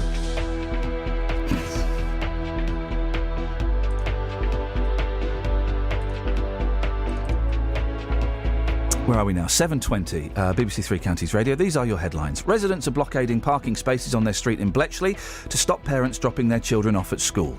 Controversial plans to redevelop Midsummer Place shopping centre have been approved by Milton Keynes Council, and police have arrested a woman at Luton Airport who is believed to be taking her 4 children to Syria. Even if you can't get to the match. Already, we're hearing stories of Watford fans saying that they are going to struggle to get here. Or listen to the commentary. Got quick feet, hasn't he? Quick feet and good skill and good vision. You can still keep up to date with your local team with Three Counties Sport. There is the half-time whistle. It's 0-0. Plenty to ponder. Follow us on Twitter to get all the team news. There's 2 changes from the team that won at Barnet on Saturday. Goals as they happen. Trying to make room for the shot. Marriott into the corner of the net. Super goal from Luton Town. And reaction at the final whistle. Momentum changes very quickly in these games, and we're disappointed for that. Twitter.com/BBC3CR. And stay up to date with your local team. 03459 455 555 is the telephone number if you want to give us a call. 81333. Start your text 3CR. Loads of texts about the conversation I just had with Peter and the parking. Anonymous says, how long are you going to spend trying to tear some old geezer a new one? It's too much. I was just trying to pin down his argument. And as both Kath and I have listened to a bit recently of classic speech radio, Tommy Boyd was saying where he's patronising to old people. Not patronising, not attacking at all. I treated Peter exactly the way I would treat a 20-year-old, a 30-year-old, a 50-year-old, a 70-year-old. You have to question them. I've spoken to Peter, he's fine. Yeah, good. Peter loved it. Peter loved it, and he handled himself very, very well. It's not trying to humiliate. It's just trying to get to the nub of the argument. Do you want to give us a couple more texts? Yeah, let's have a look. We've got one here. Oh, this is from. Do you remember Jade, who's the ex-parking warden in Milton Keynes? No. She came on once as a guest. No. We were talking about parking in Milton Keynes. Anyway, she's good. She says, I can confirm what your guest is saying. When I was a traffic warden in Milton Keynes, parents do park on private driveways, mainly in Bletchley. But then she says, but I believe he's milking it. It's only that bad at a handful of Milton Keynes schools. Okay. And someone else says, I don't give a damn. This is Ollie in Bedford. I'll park where I want. He's a motorbike rider, tough guy. I tell you what I hate. You know those smart cars? Yeah. They don't park properly. Well, they don't think it makes any difference. They They're don't so tiny. park properly. They, instead of you reversing in, they drive in forwards. I know. Because it's a tiny car. Yeah, they should get tickets because their bums are always hanging over the line. They always They're not as tiny as they think they are. They also trick because you think there's a parking space and you get up to it and there they are. No, so you've got a little thing by the side of the road, a little parking bay. You're supposed to reverse into it, but it's only a tiny space. So I've got a smart car, so I'm going to drive straight into it. I've got a tiny car, I'm allowed to do it. You should get a ticket for that. Mind You you, should get 2 tickets, one for hanging over the back and 2 for being a smug idiot. They can probably do a 3-point turn within the space, though. Do a 3-point turn on that and that. Oh, generous. that's a good turn. There we go, you see. How many players have we got for iPod roulette now, guys? So far, we've still got half the number we Hey, need. that's brilliant. We only need one more. 03459 455 555. Dreams can come true, baby. Look at me. I'm into you. You know you've got to hold on. You know you've got to be strong. Do you know we have a special judge? Yeah, we do now. Who? Brian Poole. Hey, ladies and gentlemen, Well Brian done, Poole, Justin. formerly of the Tremolos, currently of Brian Poole, is going to be the judge at 7:30, which is awesomeness. But we need one more contestant. 03459 455 555 is the telephone number. Yeah. Now, a disabled mum and her son, who has learning disabilities, were one of a party of 4 left stranded in Great Yarmouth recently when their coach left without them. Anne Chudley has mobility problems and uses a frame to walk. She had a fall on the way to meet the coach, and when she finally got there, it was gone. Andy Janot is the father of one of the stranded girls and joins me on the line now. Morning, Andy. Good morning. So, tell me what happened. How did you find out there was something wrong?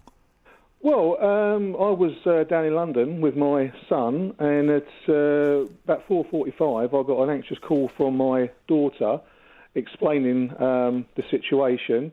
Passed the phone to Anne, and she explained that the coach was due to leave at 4:30. As you've highlighted, she's disabled. She has mobility problems and walks with quite a large frame. She'd actually had a fall on the way back.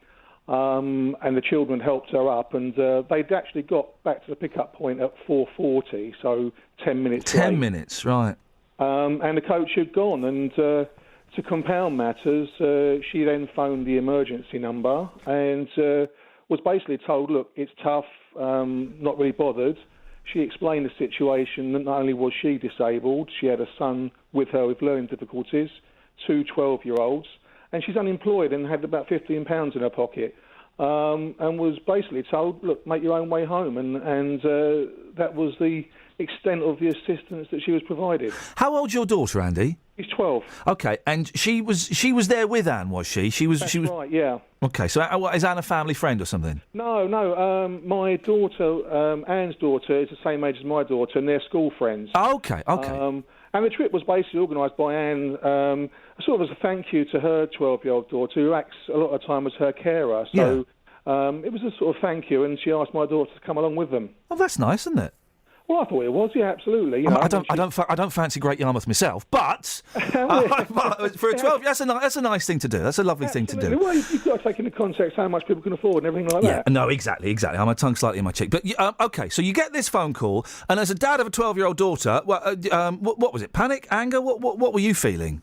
Well, I'm a dad of a 12-year-old daughter that's in London with his son, and thinking my daughter's now left some considerable distance. Yeah. Thinking I've got to get there because I don't know how much money they've got, what they're going to be doing, and sort of how the situation there might change as it starts to get dark. So did you just jump in the car and drive straight up there? Yeah, I mean, I just I left what I was doing. I had to drive back to my home in Bedfordshire to drop my son off with my wife, and then immediately just drove up to Great Yarmouth. Oh, blimey. Well, again, what a good dad. You know, well done you. Did you speak to the coach company?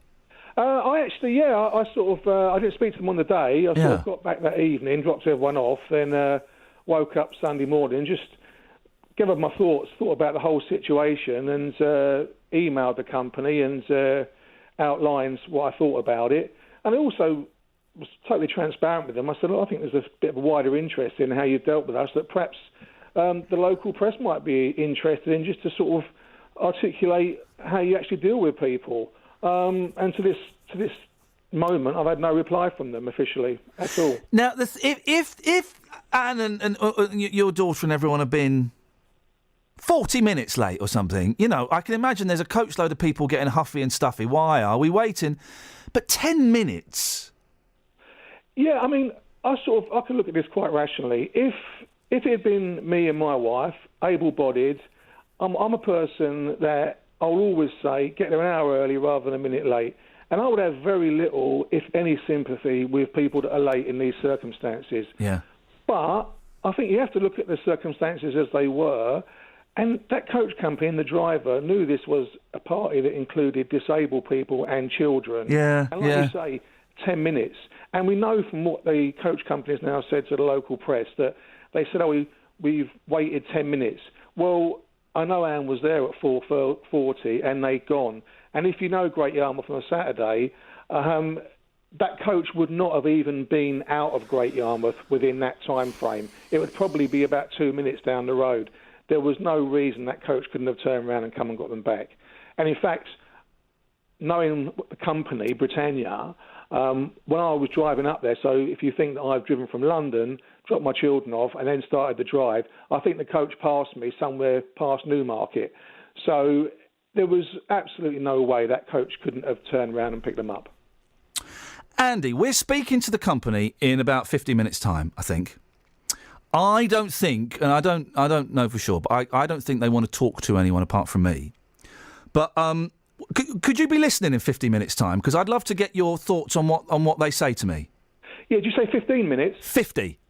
50, yeah, I can listen absolutely. Is that all right? What we'll do, because I think sometimes when you get guests on, let's pull the curtain a little bit, and I don't know if this is the case with them, I'm making it up, but when you get guests on who people are disappointed with, quite often they say, well, come on, but we don't want to talk to anyone. We just want to we just want to be interviewed, don't we? I don't know whether it was even put to them. We don't know, and I'm kind of making up. So I don't know, and we'll ask them if they don't mind talking to you. And anyway, but they are going to talk to us, and I'd be really keen just to get your thoughts after they've spoken. Would that be all right?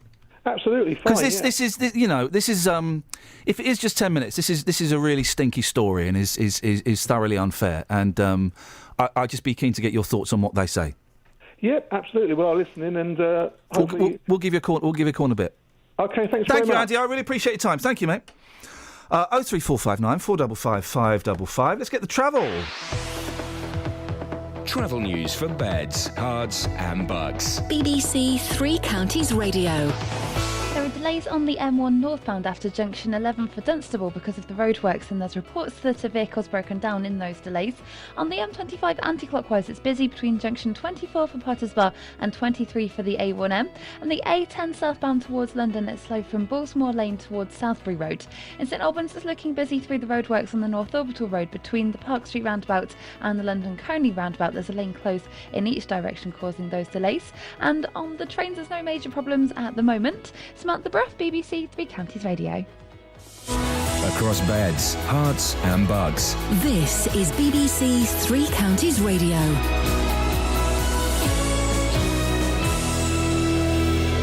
It's 7:30. I'm Lee Agnew. The headlines. A group of residents in Bletchley are blockading parking spaces in their street to stop parents dropping off their children. People in Saffron Street say the Premier Academy Primary School has been getting steadily bigger, bringing increasing traffic to their quiet road. Developers have been given permission to rebuild the Into shopping centre in Milton Keynes, still known by many as Midsummer Place. It'll mean new shops and a 5-screen cinema, but opponents say a large area of public space will be lost. And a woman who was thought to be travelling to Syria with her 4 children has been arrested at Luton Airport. 33-year-old Zahira Tariq was reported missing from her home in London last week. The weather mostly dry with sunny spells, but with the chance of a shower in places.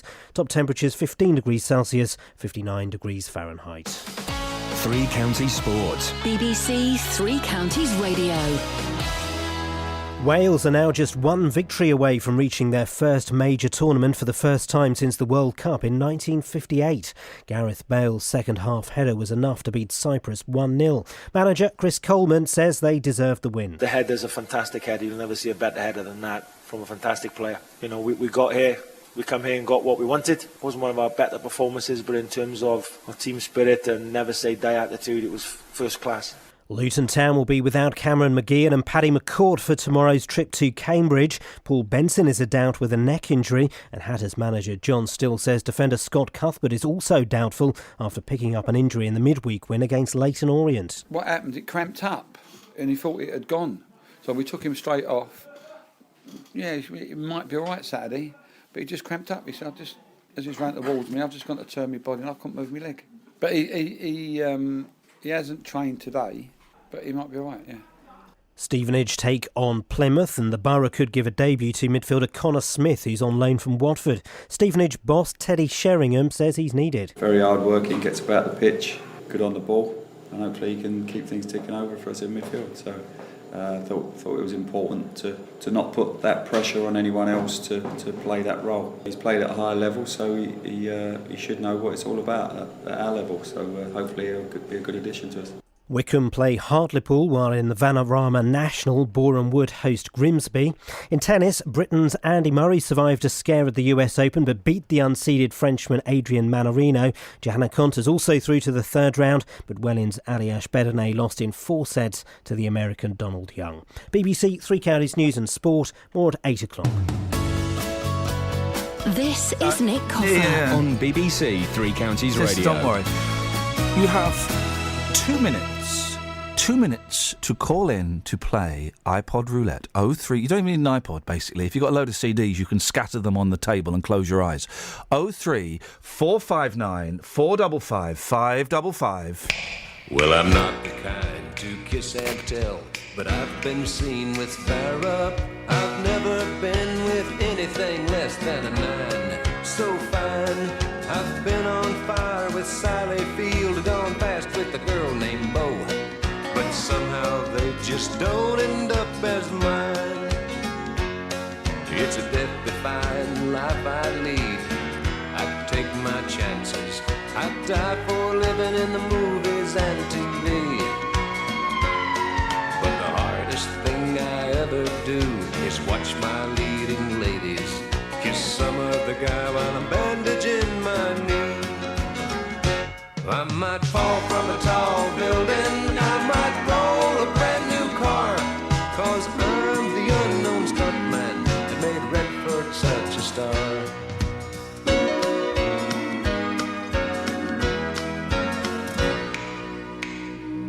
I've never spent much time in school, but I taught ladies plenty. It's true I hire my body out for pay. Hey, hey, I've gotten burned over Cheryl Teague's, blown up for Raquel Welch. But when I wind up in the hay, it's only hay.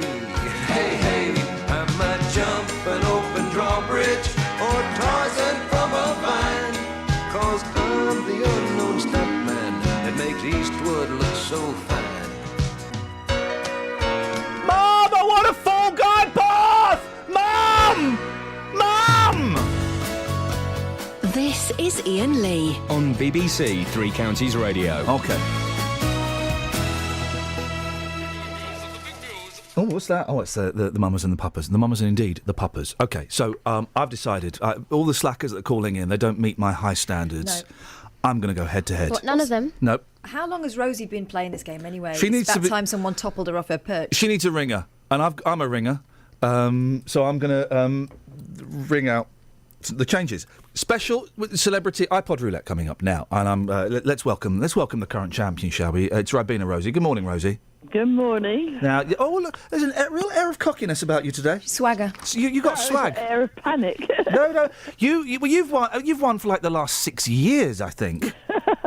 And we've had some people. The people that called in to play, I just didn't think were good enough. So you're going against me, baby. Oh dear. Yeah. Yeah. And I'm feeling sexy. You know, all over again, I guess. Yeah, exactly. Or Uno, if you're going to say it think you'll find I won that. I won that. Did you? We'll have another game. No, he won it, didn't he? Okay, so we've got a very, very, very special celebrity judge.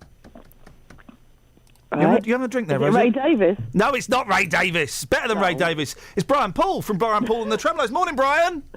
Good morning. Good morning, Ian. How you doing, Brian? You all right? Yeah, love that. Shall I try and talk like Ray Davis? What? But no, don't, because he only answers questions with one word, and he's really grumpy and won't look you in the eye. Not true. Rosie's got a little thing for Ray. How you doing, Brian? You all right? Yeah, very well, thank you. Did you ever work? You must have worked with the Kinks in the 60s. Of course, yeah, lots of times. They were very, very naughty boys, weren't they? Yeah, well, we were all kind of naughty boys in the 60s, I suppose. We were doing it like that. But am I allowed to ask, Brian? They used to, they just like everybody else, but being, kind of from round the London way, yeah. We used to meet up with them at some weird places. There's a service station, isn't there, on the M1 that you all used to meet up at? Do you know what? I nearly everybody there. That was called the Blue Boar. Someone was telling me, I think Scoins, who works here, was telling me about this the other day, and everyone used to, after they did, you did a show in Sheffield, or wherever you did a show, you'd all kind of meet up there, because there was nowhere else to go.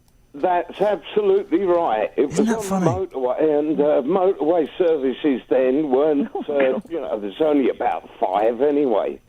So, in the area, the Blue Boar was the place. Great big cafe, and you could walk in, if you like, any time of night, and meet all your mates. Brian, listen, I know you still do gigs and stuff. Do you miss... do you miss, like, the screaming fans and being on top of the pops and all of that stuff? Or was that all a little bit silly? No, of course I miss it. It was lovely. Yeah.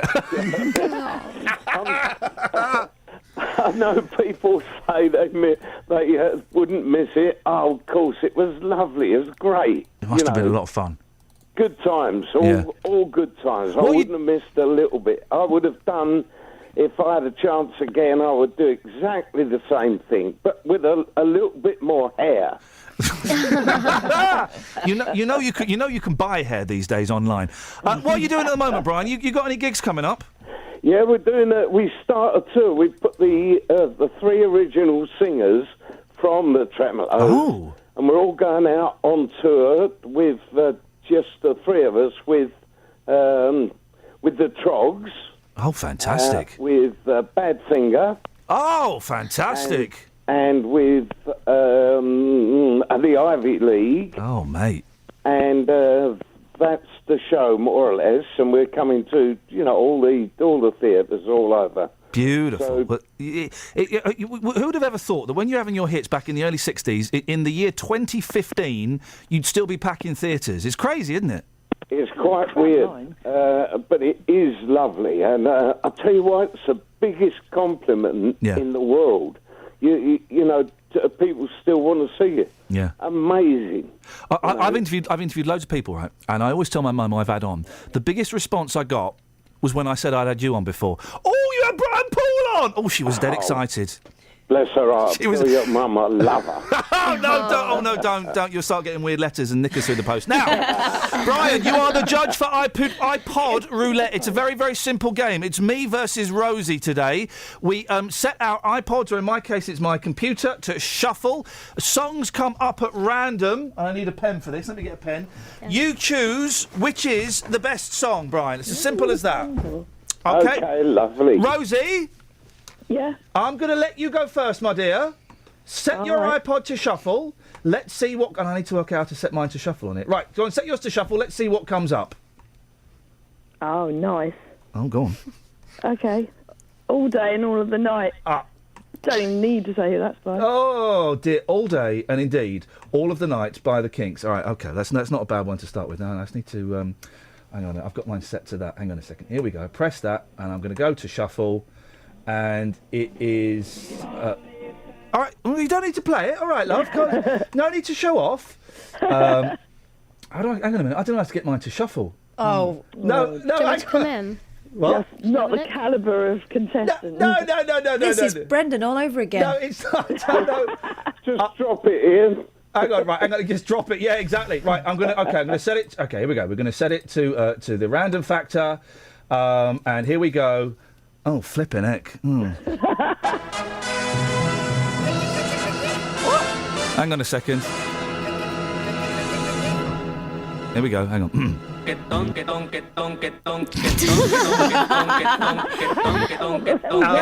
okay. I've got a feeling now this is going to go. It's a Japanese rap act called M-Flow. Now, we don't know. Maybe Brian Poole had a fist fight with Ray Davies in the 60s, or Pete Quaife, and they fell out, and he's a big fan of Japanese, That's good, though, isn't it? OK, we're going to go to Mr. Brian Poole. Mr. Brian Poole, is it M-Flow, Japanesse rap act, or is it the Kinks and All Day and All of the Night, sir? Gotta be the Kinks. Oh, fix! OK, all right. I should have said I had a pass. I could have passed on that. I didn't use my pass. OK, it's right. It's my go again. I'm gonna go first, and I'm gonna hit the randomizer button, and we are hitting random now. Flipping heck. Right. It's okay. It's Gorky's zygotic monkey. I'm gonna pass on this one, okay? Oh, why? Because I'm gonna pass on this one. Because we're allowed one pass each, so I'm gonna pass on this one. I'm gonna hit the shuffle button again, and we're gonna see what comes up as I hit shuffle. Oh, excuse me. Right, here we go. Oh, hang on a minute. Ladies and gentlemen, would you welcome to the stage the Beach Boys? It's the Beach Boys and Wild Honey. You're in trouble, Rosie. You're in trouble, Rosie. Shiz just got serious. Rosie, spin the wheel. You've still got to pass if you want to use it. Oh, God, I don't know what to use it on. Oh, I'll probably go for this because I've heard of it. OK. Although I find it very annoying. Roadrunner. What, by Jonathan Richman? Richmond, yeah. Oh, flipping it. Roadrunner versus... OK, Roadrunner versus... by Jonathan Richman versus Wild Honey by the Beach Boys. Brian, who's it going to be? Well, I think... Come on. That might have to be the Beach Boys. Ladies and gentlemen, Brian Poole knows his stuff! My mum was right! 1-1. 1-1, Rosie. Last round. Away you go. You spin the wheel.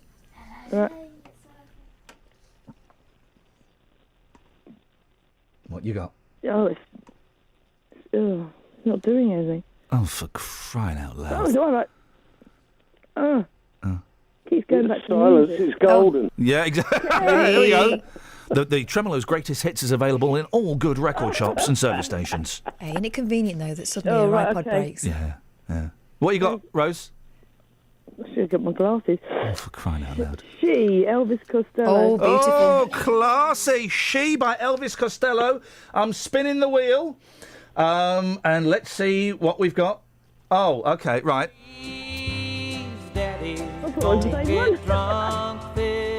It's Please Daddy Don't Get Drunk This Christmas by John Denver. I read that one. It's a joyous one. Here we go, hang on. Please Daddy Don't Get Drunk This Christmas. Oh, beautiful. There's a mashup. It's a ballad mashup. Just like when I was old. Okay, it's down to me. All right, calm down. It's down to Mr. Brian Poole, one of Britain's greatest rock stars. Brian, John Denver, Please Daddy Don't Get Drunk This Christmas, or She by Elvis Costello. Who's it going to be, sir? It's got to be She. I'm really sorry about that, Ian, but Rosie was always going to win.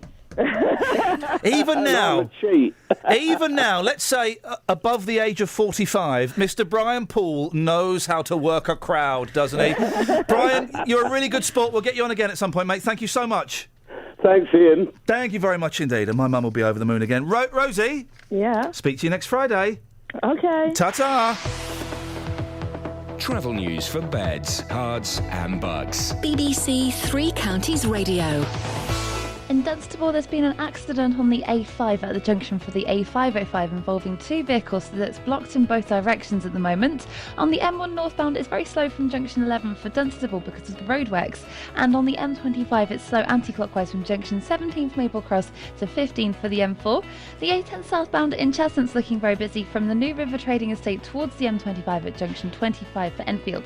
And looking at the speed sensors on the A505 in Hitchin, that's looking slow as well, but there are no problems or blockages at the moment. On the train departure boards, though, there is a 50-minute delay to the Luton to London St Pancras service at 7:57.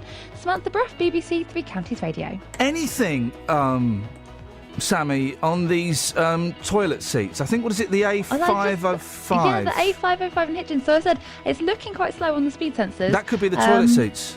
Well, yeah, the reports and the text that it is the toilet seat. So I rang the CCTV operators, but they couldn't see any. Okay, blockages. well, the police are looking into it, but they say they've got nothing to go on at the moment. No, there is nothing to go on. Okay, well, thank you very much indeed, Sammy. Thank you, Brian. What a nice bloke, Brian Paul, huh? He knows how to charm the ladies. BBC Three Counties Radio, 03459 455 555. These are your headlines on Friday, the 4th of September. I'm Iain Lee. These are your headlines. These are words. Residents are blockading parking spaces on their street in Bletchley to stop parents dropping their children off at school. Controversial plans to redevelop Midsummer Place shopping centre have been approved by Milton Keynes Council. And police have arrested a woman at Luton Airport who is believed to be taking her 4 children to Syria. Is she there this time? Speak to Justin. She's there. She's there. OK, let's see. Beds, Hearts and Bucks weather. BBC Three Counties Radio. Hello. Very good morning to you. You there now, are you? This time, yeah. And are you going to blame Kelly Betts again? No, it wasn't Kelly's fault. It was the little box that I've got on my desk. Your little box was bust? Was yes, your little box do you know what I full? did? I performed a very complex operation, Ian. I turned it off and I switched it on again. Just one thing, I do think you probably owe Kelly an apology. I'm sorry, Kelly. I've already On apologised to her. On air. Sorry, Kelly. Kelly, do you accept that? You're welcome. Okay, there we go. Let's have she's the weather. She's very gracious, isn't she? Isn't she gracious? Which is a shame because physically she's very ungracious, constantly bumping into things and dropping things. But in terms of thought and deed, a very gracious lady is Ms. Betts. Let's have the weather, please. Okay, well, it's going to be a bit disappointing today, but it will cheer up for tomorrow. There's some good spells of brightness and sunshine, actually, at the moment across the 3 counties, but always quite a lot of cloud, I think, for today, coming and going. We'll see some showers as well. They'll probably start to pop up through the middle part of the day. Late morning, first part of the afternoon, most of them will be fairly light in nature. We could see the odd heavier one. It's still quite cool, particularly in exposure to that northerly wind, and temperatures below average for the time of year, so probably not much past around 15 or 16 degrees for most of us. Overnight tonight, the showers will fade away, but they will be replaced with quite a lot of cloud and a few outbreaks of drizzle into tomorrow morning. So put up with the cloud and the drizzle first thing, and then it will cheer up considerably for Saturday afternoon. Looks like we'll see some good spells of sunshine. It should stay dry and temperatures will be a little bit warmer, a different air mass, so just a different feel to things. Quite a chilly night though on Saturday into Sunday, possibly starting off the day with some mist patches on Sunday, but they'll go quite quickly. There will be some sunshine. It will feel nice and warm. Highs of around 18 or 19 degrees. There's the forecast in.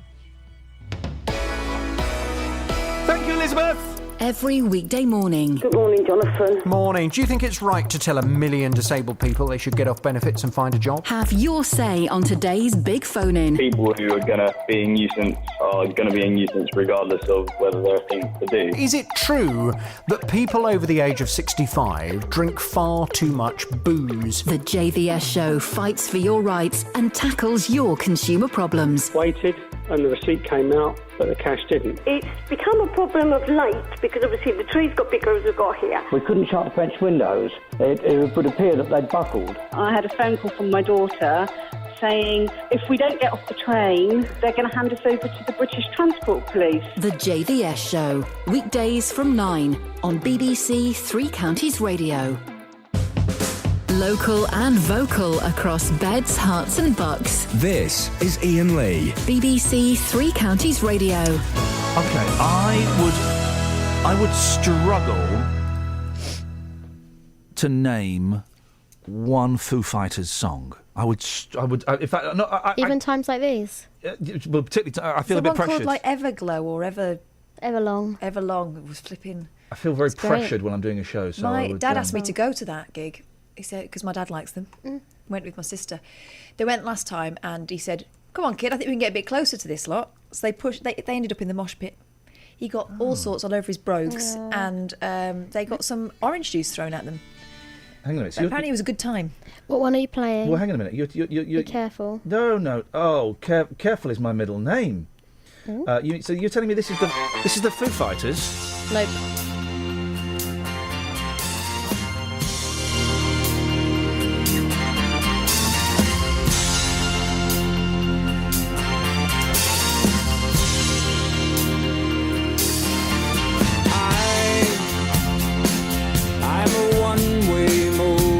They sound very sedate. They do, don't they? I love it. Great tune. I could stand there with me, not lighters anymore, with your blooming phones, with your light on your phone. Have you seen they do that now? You have your torch on your phone on doing that. You know it'll be now. It's 2015. E-cigarettes. They're waving those in the air. Wave your vapes in the air, guys. Tonight we're gonna rock. Join along with me. So that's the Foo Fighters? No, it's the Foo Fighters song. Okay. I love it. Really very good. grungy, that Yeah. rock and roll sound. Filthy. Very dirty rock and roll sound. I don't know many of their tunes, but I do really like Dave Grohl. But I think that's a genetic thing, isn't it? Women are programmed to gravitate towards him. He's an okay drummer. He's got a busy mouth. He's a below average frontman. The Foo Fighters coming to Milton Keynes this weekend. Exciting, huh? Well, not unless if you're Toby Friedner or Paul Scoynes, who've both been offering tickets to the concert via the email system, so they're obviously not that bothered. But also, if you live in the surrounding area, it could be an absolute blooming nightmare. Residents of South Thurston are apparently dreading this coming weekend with the possibility of noise, litter and parking chaos. But they're so gentle. Councillor Nigel Long has been looking into this. Morning, Nigel. Good morning. So what are the main concerns? The problem we've got is that last time there was a concert there in July, and over many years, in fact, often people come into the concert, park their cars in the most inappropriate places that don't seem to care about the residents. And last time, particularly in July, there were loads of cars parked up Favel Drive and other parts of South Thurston. So it's about people not caring about the neighbours, caring about the community, and we want to make sure that this time none of that poor parking takes place. There are also other problems, people wandering around drunk and doing all sorts of horrible things, people taking drugs. The whole thing needs to be properly controlled and managed because the community shouldn't suffer from what should be a really excellent concert at the Bowl. What horrible things were the drunk people doing? Well, the sort of thing, peeing all over the place and all that sort of stuff, and being very loud and just generally threatening. But it's the Milton Keynes Bowl, whatever we're calling it this week. It's a rock and roll venue. It's a great rock and roll venue. It's bringing business into Milton Keynes. We should be celebrating this fact. Of course, it's going to get a little bit noisy, but how often do they have gigs? I think there are two things here. It's great that we've got the bar being used again on a regular basis, and it's good that we've got this really big band coming, and particularly Iggy Pop, I think. But at the same time, people need to behave themselves. You wouldn't. Hang on a minute. You just said Iggy Pop's coming. You've just said Iggy Pop, and then people need to behave themselves. You know what Iggy Pop does? He parades around off his nut in a pair of see-through trousers. I think that if people were going to a concert in Wembley, the neighbouring community and the council there would expect them to behave properly, and I think we should expect people to behave properly in Milton Keynes. Park properly, treat the community with respect. It's about respect. People should go to the concert and enjoy it, but at the same time, that small minority who misuse the community and misuse things, they should be tackled and dealt with. There should be zero tolerance of, for example, drug taking and drunkenness. It just isn't acceptable in this day and age for people to behave in such a way. And it's not right that the residents that I represent should be on the receiving end of poor parking and of poor behaviour. I feel weird having a conversation about Iggy Pop and poor parking. It just seems like, rock and roll. How poor is this parking? Are they parking illegally? The parking last time in July, and in fact in previous years, was absolutely horrendous, blocking up the whole road. Right, well then get the traffic wardens out, get some tickets out there. Well, that's what's happened, is that Beautiful. the council's listened to the residents and is actually closing off Favel Drive and actually controlling the roads around South Thurston in particular. And I welcome that, and I think that's good that the council... Get the traffic wardens out there, because then they get a bonus, you lot get a few quid, and people will perhaps park a bit more respectively. Everyone's happy. I think that's partly right. It's partly that we need to do things properly, but it's also that in the past the concerns of residents were not taken seriously enough, and I think it was wrong that particularly the residents of South Thurston and perhaps West Bletchley were not listened to. I think they've been listened to more this time. You're playing to the crowd. Well, I think I'm representing my community. Isn't that my job, to represent the community? And that's what I try and do all year round and try and do well. It just seems, though, the Milton Keynes Bowl has been accused of being underused. Now it's being used, and a shed load of people are going to go and see the Foo Fighters and Iggy Pop. And just to park nicely, please don't get drunk. It just feels a bit... Well, hold on a second. Last time I went to a rock concert, which was last year in London, I didn't go down to that venue and go around and get drunk and cause the community around that venue. Who did you go and see? I went to see Laura Pausini at the Royal Albert Hall. Well, I mean, come, Nigel. European That's rocker. not... Okay, it's not really a rock concert, is it? Oh, I think it's very much a rock concert, and she's very much a premier rocker in Europe. But I didn't misbehave when I went down there. I didn't throw but there would be... Well, the Royal Albert Hall is, with respect, is slightly different from Wembley Arena and the Milton Keynes Bowl. It's a slightly different act compared to Iggy Pop and the Foo Fighters. You're not, you're not suggesting the majority... It's always a small minority. You didn't get boozed up and do a wee in an alleyway, but some people might have done. And it's a small minority, isn't it? Well, it's always... Everything in life is always a small minority. But let's say 10% of people misbehave, and I don't think... Where have you got that figure from? Well, I've just made that figure up. I know, and that figure, it could be 130,000 people. Yeah, but you've literally. But Nigel, you just made that up. It could be 1%. It could be 0.1%. It could be 50%. Okay, we don't know. Let's say it's 1%. That's still 1,000 people misbehaving. That's not acceptable. But you shouldn't be encouraging bad behaviour. You should be taking my stance. No, sir. Two things. One, I'm not encouraging bad behaviour. Two, I don't take any man's stance. I'm just saying. I'm not encouraging anyone to do anything bad, and you should really consider before you make accusations like that. But if it's drawing business into the area, and the worst is a few people are getting drunk and having a good time, really? I just think that when things are properly managed, which is what we've been pushing for, and roads are properly managed and areas are closed off, then, as we've now done, Brilliant. I think we can make sure the concert works much better. Remember, the concert organisers are making a lot of money out of this concert, as are the bands, and therefore some of that money should be used to make sure that the community doesn't suffer. What, the money the bands are making? Well, from the event managers need to pump money back in to make sure that there is proper security, there is proper stewarding. But they will have proper security. They always, but all of these events, again, Nigel, you come on now. I'm not going to let you paint these people with a dirty brush. They will have proper stewarding. They will have proper event security. That's dangerous to suggest that they won't. Well, I think the point I'm making to you is that in the past it's not been good enough. And if you were a resident, say, of Favel Drive, you would have been horrified by the behaviour of some people and some of the parkers last time. And it's not fair on the residents. All I'm saying is that the thing needs to be managed properly and more effectively than before. Oh. And I think it is going to be managed more effectively than before because the local residents and the local councillors have kicked up a stink about what happened in July. Well, let's keep our fingers crossed. Everyone has a good time and everyone acts as responsibly as they can do. Nigel, I appreciate your time this morning. Thanks very much. Thank you. Cheers. Travel news for beds, cards and bugs. BBC Three Counties Radio. In Dunstable, the A5 has been closed in both directions to the junction of the A505 because of an accident involving two vehicles. It's looking very slow in both directions on the speed sensors, and it's also affecting West Street as well, eastbound between Tottenham Road and the High Street North as well.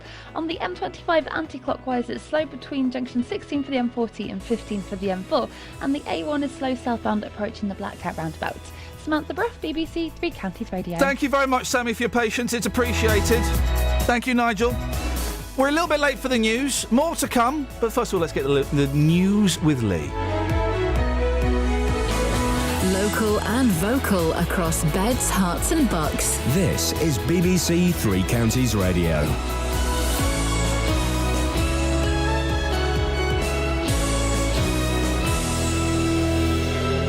It's 8 o'clock, the headlines. Residents of Bletchley blockading their street. Plans agreed to rebuild a shopping centre in Milton Keynes. And a woman heading for Syria arrested at Luton Airport. BBC Three Counties Radio. A group of residents in Bletchley are blockading parking spaces in their street to stop parents dropping off their children. People living in Saffron Street say a nearby school has been getting bigger, bringing even more traffic to their quiet road. Peter Culing from Water Eaton Residents Association says they're fed up with the situation. We have pictures of where they park, legally parked on pathways where trams can't get past and everything like that. We have actually got pictures of it. If it's not residents parking there, we can't actually get down the street. Campaigners say they want the government to call in plans to redevelop Midsummer Place shopping centre in Milton Keynes. Owners Into were given permission to rebuild the site last night, but opponents say it means the loss of public space that had been earmarked for a possible tramway in the future. However, Shelley Peppard from Into denies that's the case. People will be able to walk through the centre 24 hours a day. If the council want to put a transport link in the future, that is absolutely possible. We are leaving a really big gap for that to happen in the future. We've got a very good balance between the things that people are very passionate about in Milton Keynes, and they should be, and moving forward. A woman who was thought to be travelling to Syria with her 4 children has been arrested at Luton Airport. 33-year-old Zahira Tariq was reported missing from her home in London. She was stopped in Turkey on suspicion of abducting the children, who are now in the protective care of police. David Cameron's expected to announce that more Syrian refugees will be allowed into the UK. The Prime Minister is facing growing pressure to do more. The former Labour Home Secretary, David Blunkett, wants to see a big increase in the number accepted by Britain. I think we have a moral obligation, if we're going to lecture others and wring our hands, to say that the kind of figure that we should take over, say, a 6-month period organised with the United Nations High Commission, in the region of 25,000 refugees, a fraction of what the Germans are taking. In sport, Britain's Andy Murray survived a scare at the US Open but beat the unseeded Frenchman Adrian Manarino. Afterwards, he admitted he'd been worried. I felt like if I could have got a break in that first or the second set at the right time, that I might be able to relax and play a little bit better, but as those sort of break chances were slipping away, you start to feel a little bit more tension, and got the break at the beginning of the third and relaxed a little bit after that and started to play better.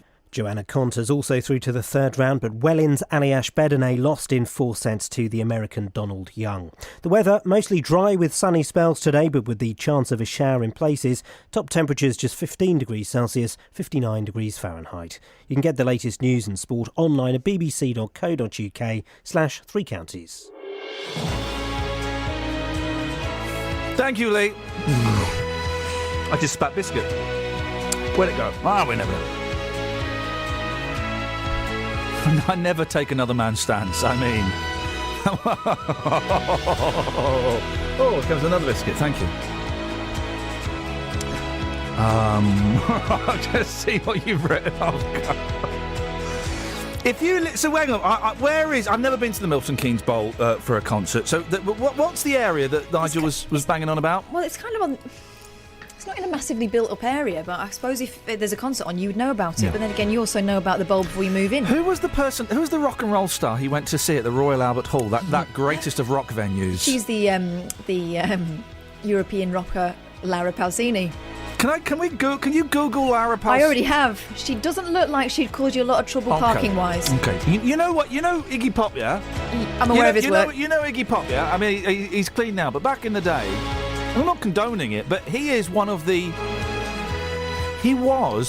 druggiest, dirtiest rock stars. He performs his hits, I am a passenger, whilst wearing transparent trousers and no pants. I don't think it would be an exaggeration to say he is the wild man of rock. Lara Pausini, however, Has lovely glossy hair. Put that into in the podcast. It made me laugh. Well, 10%. Where are you getting those figures from? I just made it up. You should be taking my stance. Who just trod on a mouse then? Oh, it's me. It was me giggling. Who just trod on my puppy then? Sorry. Because that's the noise she makes when you tread on her. Didn't do it deliberately. I was doing the washing up. Oh, I'm sorry. Anyway, right. I want to find a resident of that area who's really excited that the Foo Fighters and Iggy Pop are playing. That's what I want. Can we find someone who lives near the Milton Keynes Bowl who's going, what? They're too busy putting the bins on the end of their drive. This is brilliant. But I don't understand. Hang on. Across Have you noticed? Beds, Hearts and Bucks. This It's Bletchley is again. BBC Three Counties Radio. Because if they're sorting out, if Nigel has sorted out the problem with the parking, because they're going to be roadblocks and stuff like that, It's already sorted then. then it's sorted. But he's just going to give everyone a little bit of a telling off before they go out and have fun. What do these drunk people do? You know. What? They wee all over the place. Well, listen, I wee in a car park. I've got a thing for it. Why don't you? So you're going to? What about pubs on a Saturday night? You know, drunk people. You know, I would suggest the percentage of drunk people staggering out of pubs is higher than those staggering out of the MKB. Well, he also said they were loud.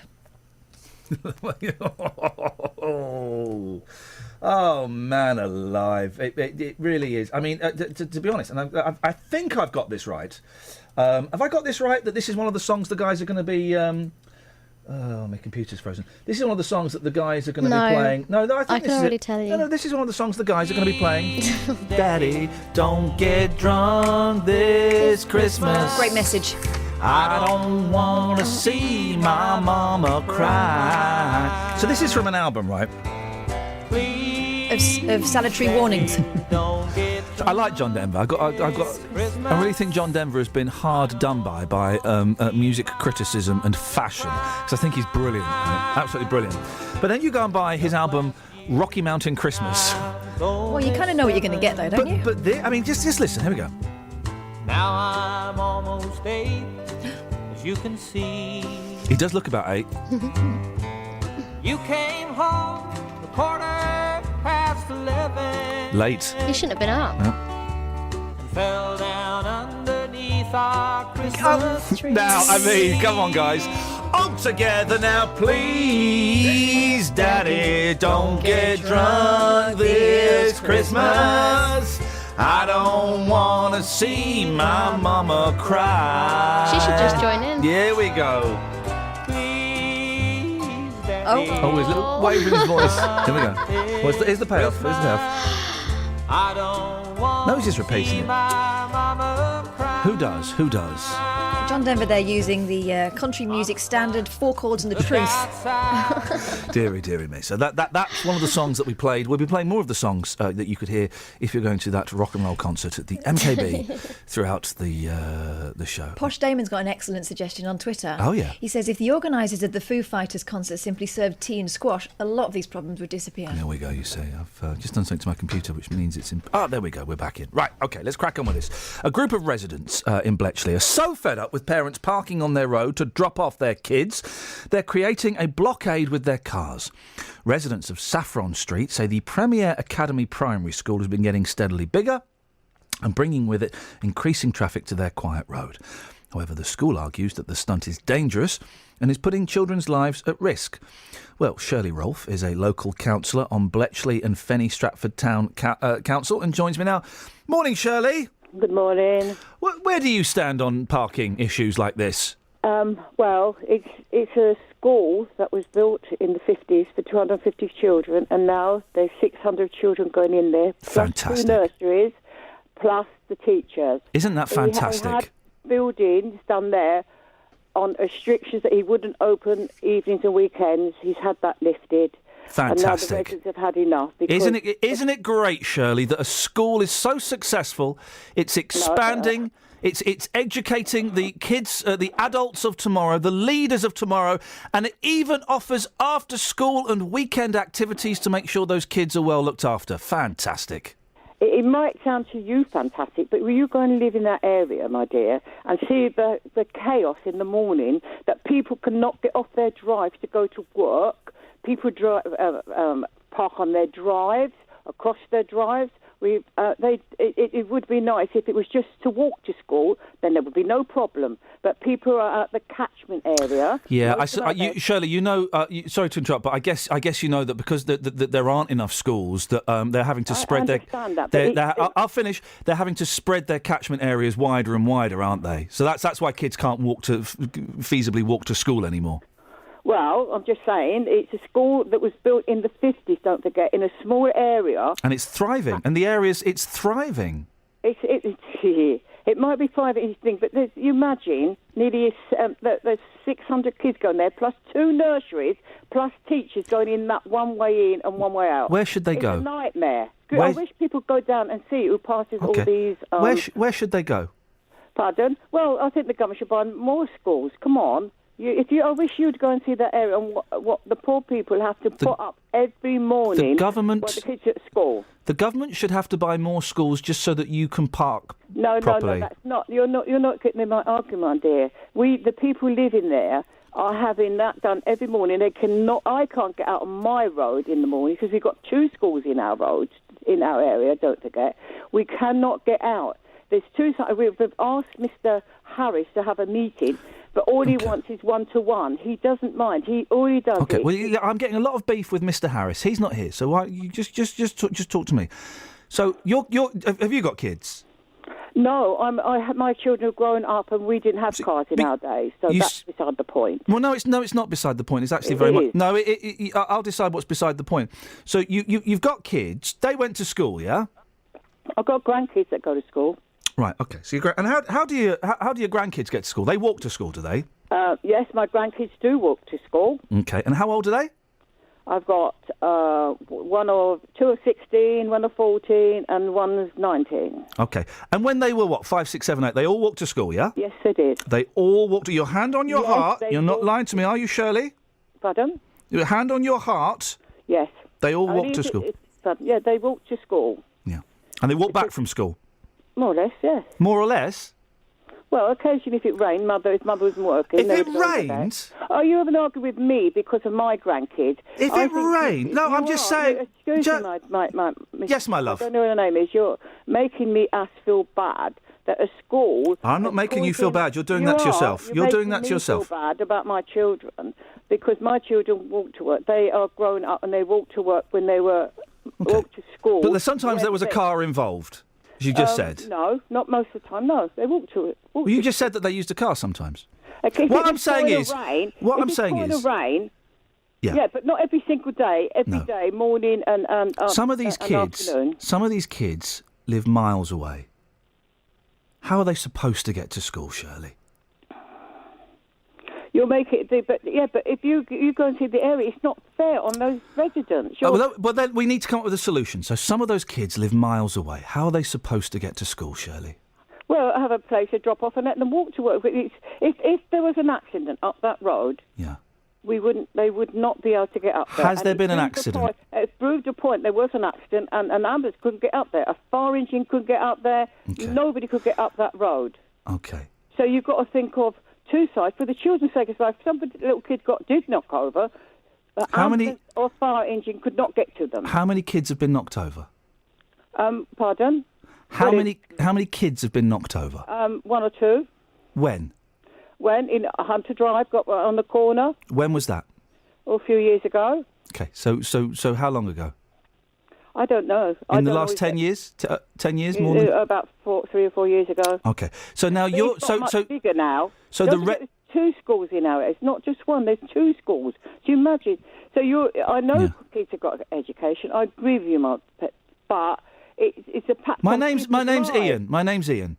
Hello, Iain. Sorry. Hello, Shirley. You're right, love. Now, so to prove your point, you're endorsing the residents blocking the street themselves. Well, it's just.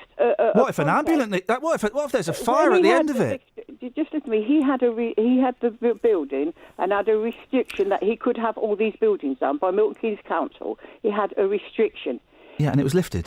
But now he's got it lifted. So now he can leave on weekends and things. Well, they didn't mind that, but now the restrictions, they're going to have the same problem evenings and weekends. that's what they're complaining about. Well, you won't have quite the same problem because there won't be as many kids evenings and weekends, and there won't be as many teachers. Well, that's a fact. So you're endorsing the residents blocking their street. What if there's a fire at the end of the street? How's the fire engine going to get through? Well, you couldn't get there with any gate. So you're endorsing. If the residents didn't do that, it still happened. They wouldn't be able to get up in any case. But so if someone could die because of the residents' blockade. No, That seems very petty, Shirley. Excuse me, Ian. Yes, I'm Shirley. sorry, but you've got the right here. It would happen without them doing that. The road is that bad. You're right. So it doesn't matter who's blocking it. No, it would putting lives still at risk. happen if we didn't do it. So we've only done it twice, and we just had enough of what's going on. Well, they have. I'm the town council, and I represent the people, and I'm trying to help them. I've been at the school with Milton Keynes Council. A lot of the Milton Keynes Council do not live in the area, but they pass all the things what they can do. I'm not saying you should have a school. You're right. You need education. You're right.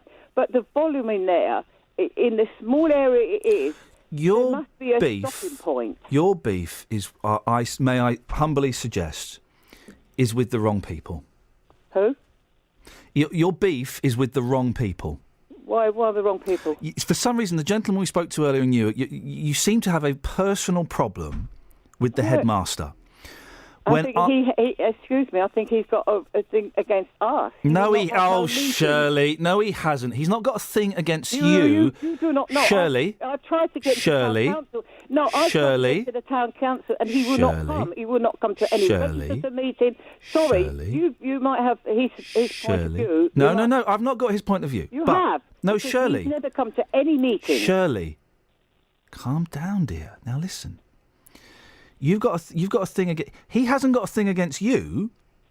He's got a thing for his children that he's responsible for. He wants the best. I'm assuming most headmasters and headmistresses do. He wants the best for all the kids he's representing. Now, instead of being angry and focusing your anger at the head teacher, I suggest you focus your beam, your anger, your fury on the council and try and get them to put either double yellow lines or permit holders in those streets that are affected. That's a good idea. Go on, you do it, but they don't do it. No, I'm not going to do it. I don't live there. I've not got a problem with it. There's so much the anger that I'm not angry. I've been doing this a long time, Ian. To be honest, you must be tired. I'm doing it 12 years, and a lot of the time I've been up to school. He's been allowed to do it by a great big sports hall. Brilliant. These are brilliant things. We should be celebrating it, Shirley. We should be celebrating it because I bet you're the same person that moans when you see kids hanging outside a shop. Or when you see kids just sitting on a wall outside someone's house. No, you're not being nice to me. No, but I bet you are. You're making me sound bad for fighting for the residents. If an MP fought for their or an MP council, the people voted me in to put on their side. I've tried for years. It's not just now, but you imagine how much problem in that area. You need to let it go. It was built for 12 years. You need to let it go. You don't. You're 12 years, Shirley. 12 years. You've been fighting this. No, I haven't. We should be celebrating the fact that this school has got a new sports hall. You just don't. If you go, I wish you would live in the area. And then, I don't live in the area. I live in my area, and I celebrate in the mornings. So you can That's out of order. Drive. What would you do? That is out of order. I would block my drive with the bin, so they couldn't. Well, they still do it. No, they do it. I would block my drive with the bin. Well, they do it, and they park on the drive. I would block my drive with the bin. Have even the parents sitting on people's lawns, waiting for the kids to come out. Parents sat on the lawns. There's not just certain things, Ian. It's been gone a long time, and I don't blame the residents. They've kept quiet all this lot, and they've done it twice, and then this has happened. It hasn't, and we do need the school, and I wish it would stay at a smaller. But that's not the world. The world isn't like that. There are more and more kids. This is great. It's got a sports hall. We've got an obesity. We've got fat kids. You don't see it. There's two sides to a story, and you've taken one side. I've not. Listen, if people. I'm sorry. That's my Shirley, point of view. It is your point of view, and it's incorrect. And I'm not. I'm just. This is you not angry. How long I've been fighting for this right. thing, and we've been to Milton Keynes Council, and they just allow And apparently, because his academy, Milton Keynes Council doesn't have much to do with that anymore. It's a money-making thing. He likes to make money because it's a business now. It's Well, not then the here's a sport. great way. My suggestion. Listen, if people are parking on driveways, that's out of order. If teachers are parking there and there are no parking restrictions, well, then I'm afraid that's the way of the world. We've all parked in people's streets before now. I suggest that you forget the headmaster, because he's not going to. It would appear he's not going to talk to you, and I don't know why, and that must be very frustrating. Let that frustration go. Speak to the council. Try and get residence permits there or double yellow lines, because then that would solve the problem, wouldn't it? It wouldn't, because the people park on double yellow lines. Well, There's then- some up there, but the parents still park on double yellow lines. Right. Because nobody can do anything about it, because police can't do anything about it, and there's only traffic wardens can stop people on double yellow lines. So it's a waste of time. It's there. There's double yellow lines out the school, and they park on it. Okay. So, and they park all down the street, so people on one of the roads that people have problems getting out there. Thing, it goes on constantly. It's not just the mornings, my dear. I know you might think I'm not really angry. I just would like the frustration. If you just stop the school, that's it. No more children going in. But that's not going to happen. That isn't going to happen. So you need to come up with an alternative plan. You need to let that fight go, and you need to come up with a different plan of attack then. Well, how can you tell us what we're going to do then, Iain? Come on, you tell us the residents what to do to stop that. I know it's a school. We need a school, and it's good if it is for the children. Yep. I agree. with Schools you. are good for children. Yes. But it's the aggro around it. The school's fine, but the people who live around there are not happy. Right. So they got to live with that. It's not fair on the residents. No, it's not fair. That have to pay rates. And I think so. That's what it's two sides, and I It must know really gall you. Some of your money's going to that school. That's right. It's Yeah. not fair. It Iain, isn't fair, to be is honest. it? I'm not angry. I'm just frustrated for the years I've fighting for it, and it was promised by them not to get more. Shirley, those bigger. changes, those restrictions have been lifted. Those changes have been made. You have to accept that. That school's going to get bigger. Well, and as someone who believes in all kids having a good and fair education and access to sporting facilities and weekend facilities and after-school clubs, I applaud that. That doesn't diminish the frustration that you are feeling. But I suggest you just need to you focus on the headmaster and the school expansion. I suggest you just move that focus over ever so slightly. Well, I let the residents. I've backed off. I used to be the chair, but I've backed off. I've done so much over the years. We've had Milton Keynes Council people there, and one of them said it is a nightmare. And what can you do about it? Because he's allowed to do what he wants. It doesn't matter. He could have a million people in there, and nobody could do nothing about it. He could have a million people in there. Well, that's not true. I'm just being facetious. Well, let's not be facetious over it. Look, listen, why have you? If we stay as it is, yes, no more pupils in there because Shirley, that's not going to happen. It's going to grow. You need to change your focus because it is going to grow. Well, if you spoke to him, I suppose you have. Yeah, he was going to come on, and now he's not coming on. Pardon? He was going to come on, and now he's not coming on. So, I'm just saying that he's going to make it sound good. I know the kids need education. You're right, but the small place, a school in the small area, children in time won't have a playground to play in because there's no room in there. A lot of schools don't have playgrounds, unfortunately, or they have tiny playgrounds and no playing fields. It's sad, isn't it? That's really sad. Well, I'm just saying. So you say a point. Your kids can't play out in the summer in the play area. But it has got a playground. So Right, that's not again. very big. Well, but it has got a playground, and now it's got a wicked sounding sports hall as well. We know about it. Don't tell me. It's the biggest one in Milton Keynes, I think. Oh, this isn't something to be said. That school's got the biggest sports hall in Milton Keynes. That's fantastic. Again. Oh, okay. I thought you were being serious then. No, not being. I'm just thinking that whatever I say or do over the years for the residents, not me, because I'm not too bad because I don't live in that area, but I've been there and I've seen it. It's not only in the school; it's the roads around us because we've got lots of more buildings going up. And the roads in the morning, you can't get out. The road, I can't go to the doctors in the morning because I can't get out my road. It's that bad. What you got to go to the doctors for? You're right. Pardon? What are you going to the doctors for? You're right. No, I'm not. Okay. Well, I'm sorry to hear that, and I hope the doctor sorts it out. I'm just saying that I cannot get out of my road. A lot of people cannot get out their road in the mornings when the school's there, because there's not just one school in this area. There's 2 schools. That's why. So we don't. So you drive? You're driving to the doctors, are you? Of course, I have to drive to the doctors. Okay. Where do you park when you go to the doctors? Pardon? In Bletchley. Okay. So you're taking one side that you. I No, I'm understand. not. You No, have. no. You're making me feel bad. No, well, if I'm not, mate, listen. If you feel bad, Ian, no, it's all right. You've I made accept me your feel apology. bad If for you're fighting feeling for my bad, area. no, Shirley. If you're feeling bad, I apologise. No, you've made me feel. No, I haven't done that. That's not possible. Because I'm angry over it. Well, I'm not. I'm just frustrated for all the. Well, frustration and anger are very similar. Because I've tried hard for the residents. Okay. They've got to live with it every day. Okay. I and other people around that area have to live with it. Okay. And nobody seems to understand what the residents go through. It's just for the school. Okay. That's all they're worried about. That school can have what they want, do what they like, but the residents have to put up with it. That's what I'm saying. If you're feeling bad, I'm sorry that you feel bad. Yeah.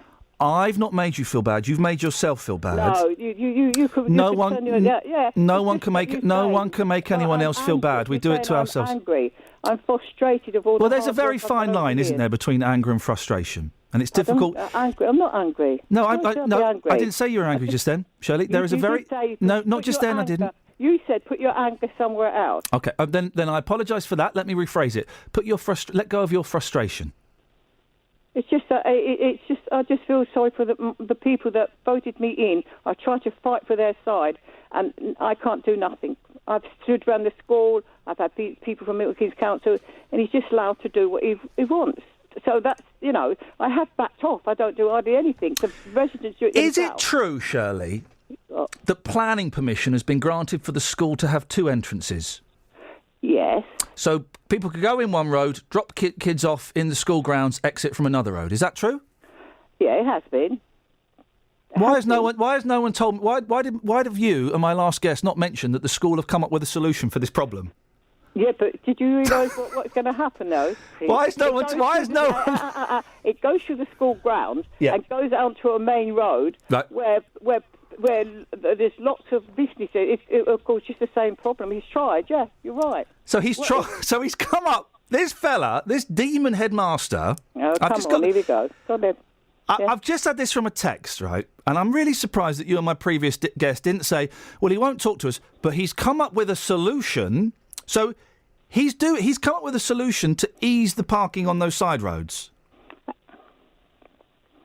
I heard what you're saying. I know. Yeah, you're right. Thanks for your time, Shirley. Thank you, Ian. Thank you, Shirley. Okay, bye. Bye-bye. Thank you, anonymous texter. Text there. Regarding the school, planning permission has been granted for the school to have 2 entrances. You go in one road, drop the kids off in the school grounds, exit in another road. Both callers will be aware of this. So the headmaster, and do you know what? It's frustrating he won't talk to them. It's a little bit out of order. But if that's true, he's come up with a solution, and neither of the guests that we had mentioned it. Decided to mention that, and yet they both knew about it. Isn't that interesting? I do think, and thank you, Shirley, and some people saying you're rude to everyone. Why does Ian believe patronising someone with genuine concerns is good radio? If you give me an example of the patronisation, I'd love to read that.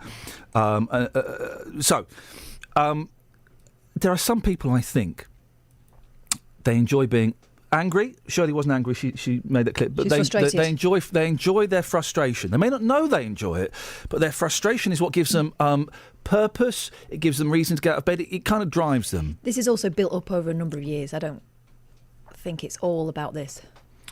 Ian, why are you such a moron? Says Brian. Why don't you go? Because I've just re-signed a new contract. I'm so glad I don't turn my radio on before 9 a.m. You're so rude to everyone. How does he know then? By the way, I was run over on the way home from this school, and that was 60 years ago. Oh, Pat, do you know what, mate? Get over yourself. Travel news for beds, cards and bugs. BBC Three Counties Radio. The A5 in Dunstable is closed in both directions at the junction for the A505, and that's causing delays from Hills Road. In Dunstable as well, West Street's looking very busy between Tutton Hove Road and the High Street North. In High Wycombe, it's looking slow on the speed sensors on the Amersham Hill and the A404, and also Amersham Road as well, southbound in Beaconsfield, is busy between Longbottom Lane and the A40 London Road. On the A41 southbound in Kings Langley, just before the M25 at junction 20, there are queues building up, and it's busy too in Watford on Exchange Road in both directions. If you're using the London Underground today, the Bakerloo line has no service at Paddington. You can't get on or off the trains there because of the problem with the escalators. Samantha Bruff, BBC Three Counties Radio. Across beds, hearts and bugs. This is BBC Three Counties Radio.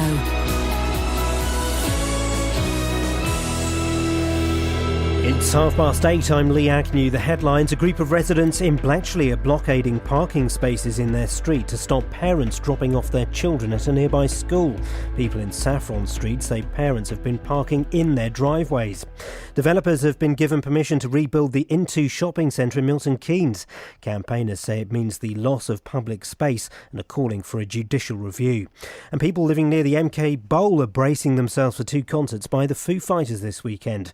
Residents of South Thurston are unhappy about the possibility of noise, litter and bad parking. The weather will be mostly dry with sunny spells, but with the chance of a shower in places. Top temperatures just 15 degrees Celsius, 59 degrees Fahrenheit. Three Counties Sports. BBC Three Counties Radio.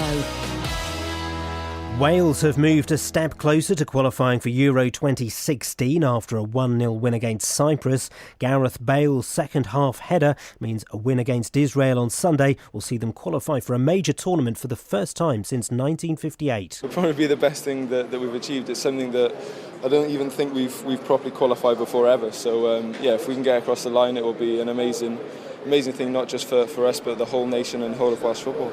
Luton Town will be without Cameron McGeehan and Paddy McCourt for tomorrow's trip to Cambridge. Paul Benson's a doubt with a neck injury, and Hatters manager John Still says defender Scott Cuthbert is also doubtful after picking up an injury in the midweek win against Leyton Orient. What happened? It cramped up and he thought it had gone.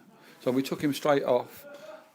Yeah, it might be all right Saturday, but he just cramped up. He said, as he's ran towards me, I've just got to turn my body and I couldn't move my leg.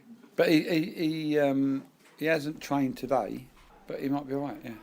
Stevenage take on Plymouth, and the Borough could give a debut to midfielder Connor Smith, who's on loan from Watford. Stevenage boss Teddy Sheringham says he's needed. Very hard working, gets about the pitch, good on the ball, and hopefully he can keep things ticking over for us in midfield. So I thought it was important to not put that pressure on anyone else to play that role. He's played at a high level, so he should know what it's all about at our level. So hopefully he'll be a good addition to us. Wycombe play Hartlepool, while in the Vanarama National, Boreham Wood host Grimsby. In tennis, Britain's Andy Murray is through to the third round of the US Open, but Wellin's Aliash Bedene lost in 4 sets to the American Donald Young. BBC Three Counties News and Sport, more at 9 o'clock. This is Iain Lee on BBC Three Counties Radio. I stopped counting at 5. 5 texts accusing me of being patronising. Can you tell me where I was patronising? Was it when I said calm down, dear? Because if it was that was simply because she'd called me dear, I don't know, half a dozen times from the start of the interview. Isn't it interesting? I genuinely believe, and again, this is the Nick this from Boyd, but I genuinely believe when someone comes on the radio, unless they have some form of, and I'm not saying this to be rude, unless they have some form of learning disability or difficulty communicating, I believe, or I believe in speaking to everyone exactly the same. And you'll notice when we get 8-year-old kids on, I'll speak to an 8-year-old the same way I, speak to a 50-year-old the same way I speak to a 70-year-old. I don't, hello, little boy, hello, are you all right? Don't do any of that. I don't do it with old people because that's patronising. So I treated her with the same questioning that I would have treated anyone. If anything, she was patronising to me, but I don't mind it. I'm just bringing that up because people are accusing me of being patronising.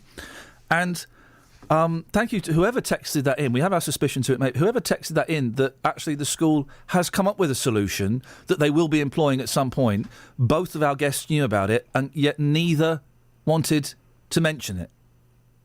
I just think that's interesting, isn't it? Let's go to Mick first. Morning, Mick. Morning. What have you got for us, Mick?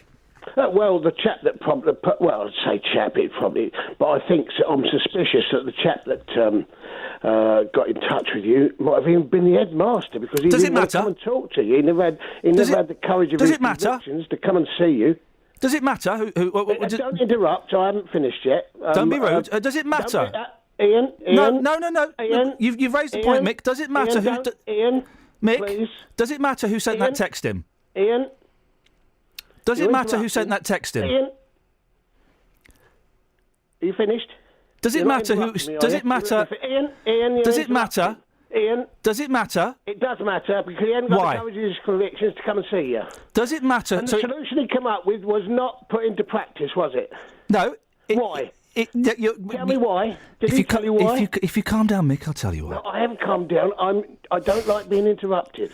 I don't like rude people who. Stop doing it, Ian. I don't like rude people who don't listen and don't understand facts. Ian, Go on then. You carry on then, Mick. Go on.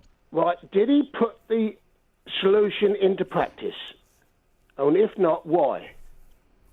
Was it more dangerous? Tell me when this question ends. Children? Let me know when. I'm Let me just know when there's the pointing out question mark so that I can answer it. Because it's just like one long. again. You haven't let Well, me because you're finish, asking a right? three-pronged question. I wonder how many prongs there'll be in this question. No, But carry it on, wasn't- Mick. Go It on. wasn't three-pronged. It was one. It wasn't put into practice. And was it not put into practice because it was more dangerous by driving through the playground to go out the other entrance and going out onto a main road where it would cause traffic congestion, perhaps more accidents?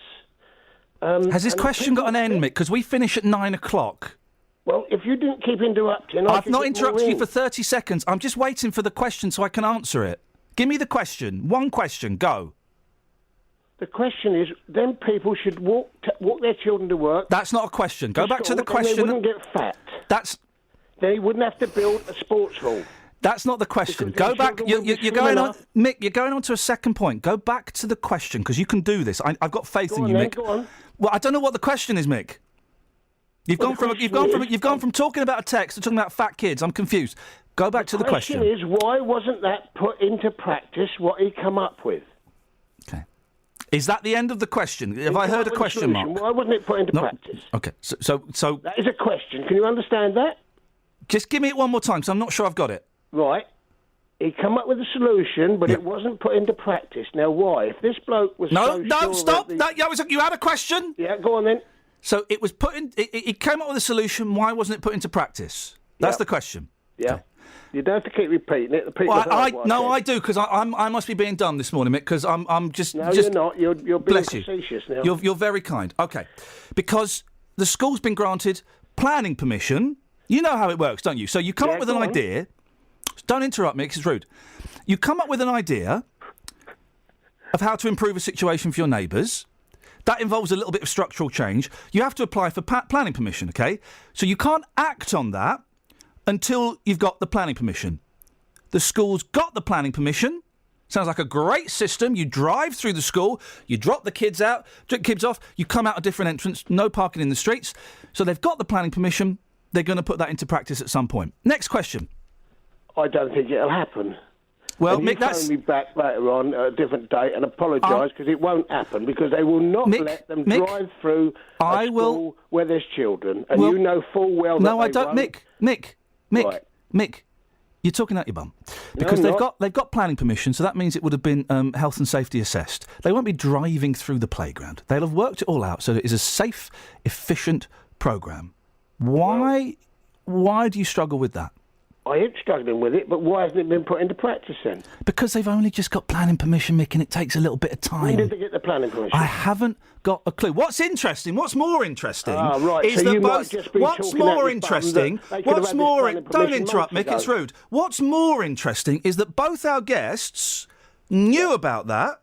They knew that this evil, nasty headmaster had applied for planning permission that would help ease the situation. But what And did yet he come on neither. and Let say? me finish, Mick. And yet neither of them chose to mention it. Isn't that interesting? No, it's not. Thanks for your call, Mick. 03459 455 555 is the telephone number if you want to give us a call. Oh, I've missed this. Let's do. Should we do Denise first? Morning, Denise. Morning. What have you got? Just phoning up to say, hilarious. I cannot believe how selfish some people are. Schools are here to stay. There's no point making a big fuss. The schools aren't going away. These people have to find another way. I think they just like moaning. I can understand, and I Shirley seemed to think I'd taken one side over the other. Not at all. If people were parking in my drive or blocking my drive, Denise, I'd be furious. I would be absolutely furious, and I would be out there and I'd be having words with them. I'd be furious. If they were parking legally in my street, I'd be less furious. You know, I'd be like, oh, okay, it's legal. It's only going to be the start of the day, the end of the day. You know what? That's fine. We got another text on this. Look, Shirley's appearance was pointless. A resolution has been proposed, which she failed to mention.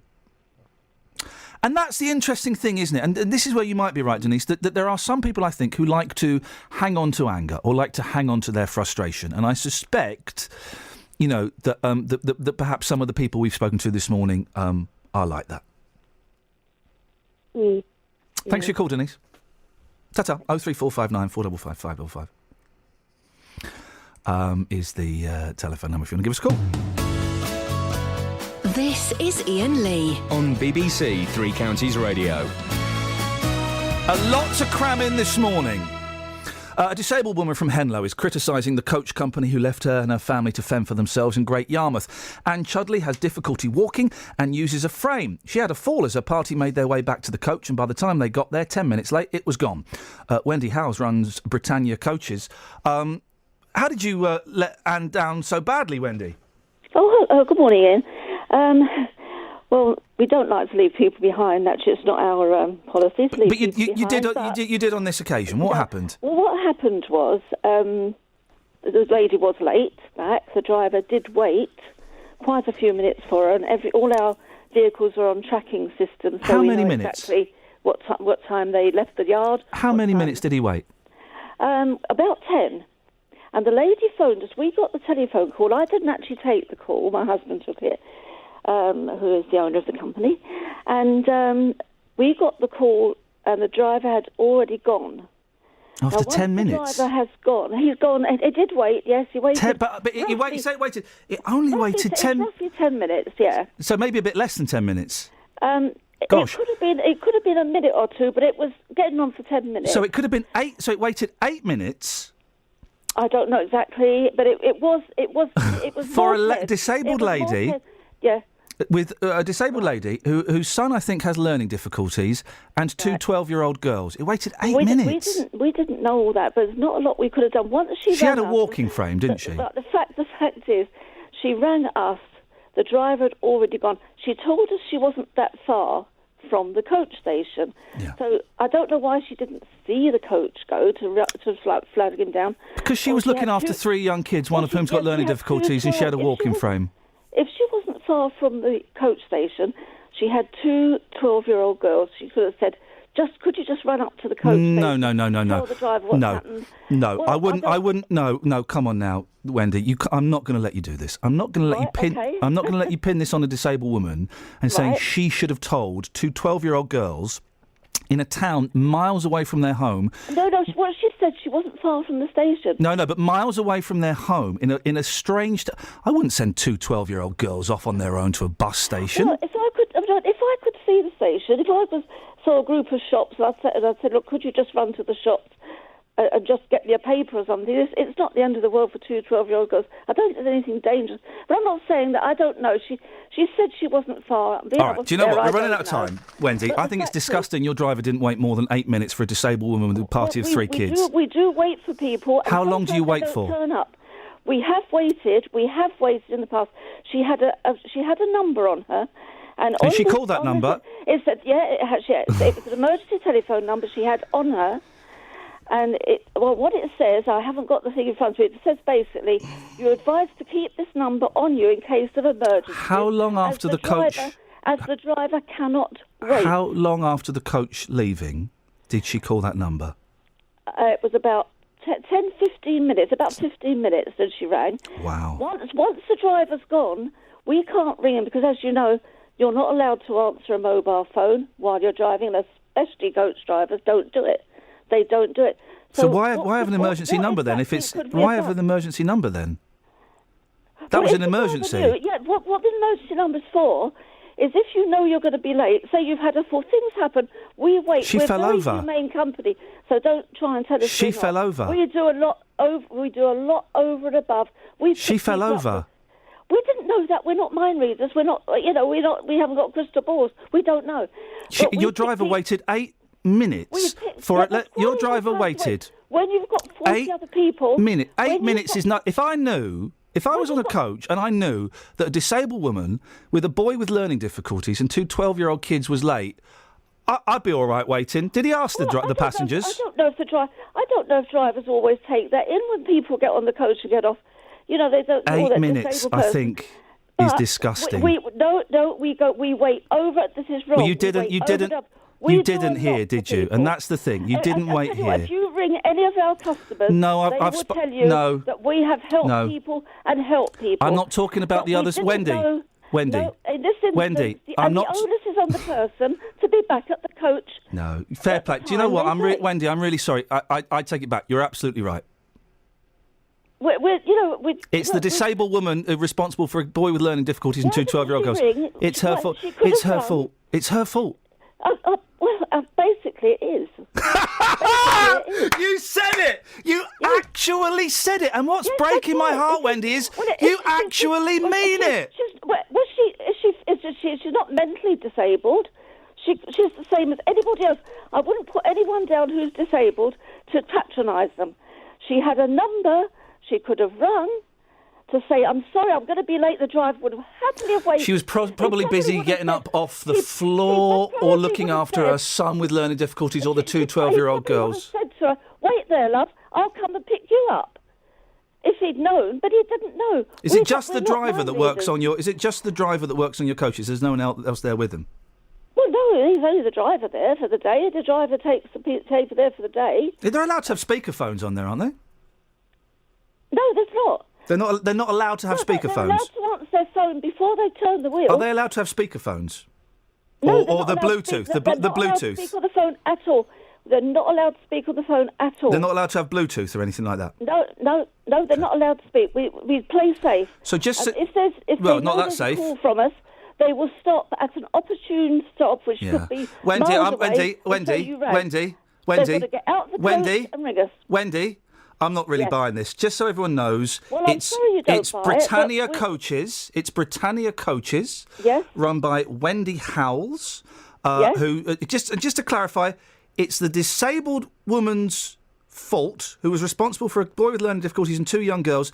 It's her fault because she fell over, and your coach didn't wait more than 8 minutes. No, you're putting. I'm not saying it's her fault. You did just say it was her fault. What I'm saying is the onus. Drivers do not know. They don't know the risk. Okay. People don't come back sometimes on that trip. Yeah. Every week we go there, every single Saturday, and very often people don't come back. She had a walking frame. So how long do we wait? Half an hour? An hour? I would say 15 minutes isn't bad. I would say 8 minutes is taking the pee a little bit. What do we say to the people that are on the coach? I'll tell you what you say. I will tell you what you say. We know we've been in the business a long time. Well, you need to learn a few lessons, and I'm going to teach you a lesson. This is what you say. Don't patronise me either. I'm going to tell you what you say, Wendy. Tell me what you say. I'm going to tell you what you say. Does he have a microphone, or does he stand up and talk to them? He has a mic. Okay. Ladies and gentlemen, you may have noticed that we should have left 8 minutes ago, just to flag up that you probably saw the elderly lady earlier on. She's got a walking frame. You may have seen her struggling to get off. She was with 3 kiddies. She's not turned up. Is everyone all right if we just wait another 10 minutes? Is everyone okay with that? And I'll put a quick call into the office and just let them know. Is everyone okay with that? We have done that in the past. But you didn't do it. You know, we had people on there in their 80s, their 90s. You didn't do it. We had a man Would you in a wheelchair. disagree with me, Wendy? That's quite a good thing to say, isn't it? Do you know, it is. But he may not have... Do you know, when you've got 40-odd people getting off a coach, the driver doesn't always notice everybody, whether they're disabled or what they are. They're just a blur of people getting off. I've been courier myself. I don't remember everybody's face that gets off. You can't. It's impossible. You've got 40-odd people getting off. You don't. Do you remember everybody's walking frame? So many people have got walking frames. They're limping or they're or their kids, you don't. It doesn't register with you. It doesn't register that this person. It just doesn't register. There's just so many people getting off, and so the driver may not well have been aware that this lady had a difficulty. But every week, most people we take have got difficulties. They're either 80s, 90s, they can't walk. Most of them have got, to be honest, have got a difficulty, and they all come back. Wendy Howells. Oh, sorry, I thought you cut me off. No, Wendy Howells of Britannia Coaches. Thank you very much for your time. I am very sorry we left her behind, and I am sorry. I am sorry. Really am. But once the lady had rung, this is the actual thing of it, once she had rung, there was nothing we could do. There was nothing. What can we do? Get her a cab. What can we do? Could have got her a cab. Wendy Howells of Britannia Coaches, thanks very much for your time. Thank you. Right, okay. Yeah, bye-bye. This is Iain Lee on BBC Three Counties Radio.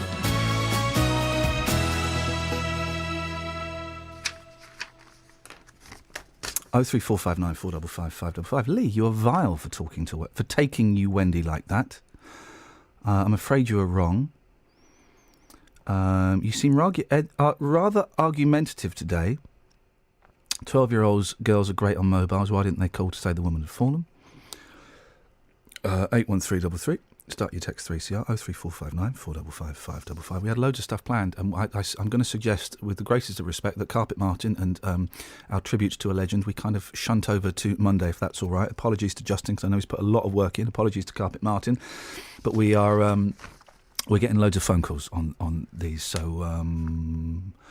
we're going to shunt that aside ever so slightly. 03459 455 555. It's been a very argumentative show today, hasn't it? June's in Stevenage. Morning, June.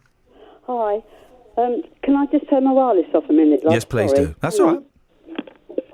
She called it a wireless. She can do whatever she wants in my book.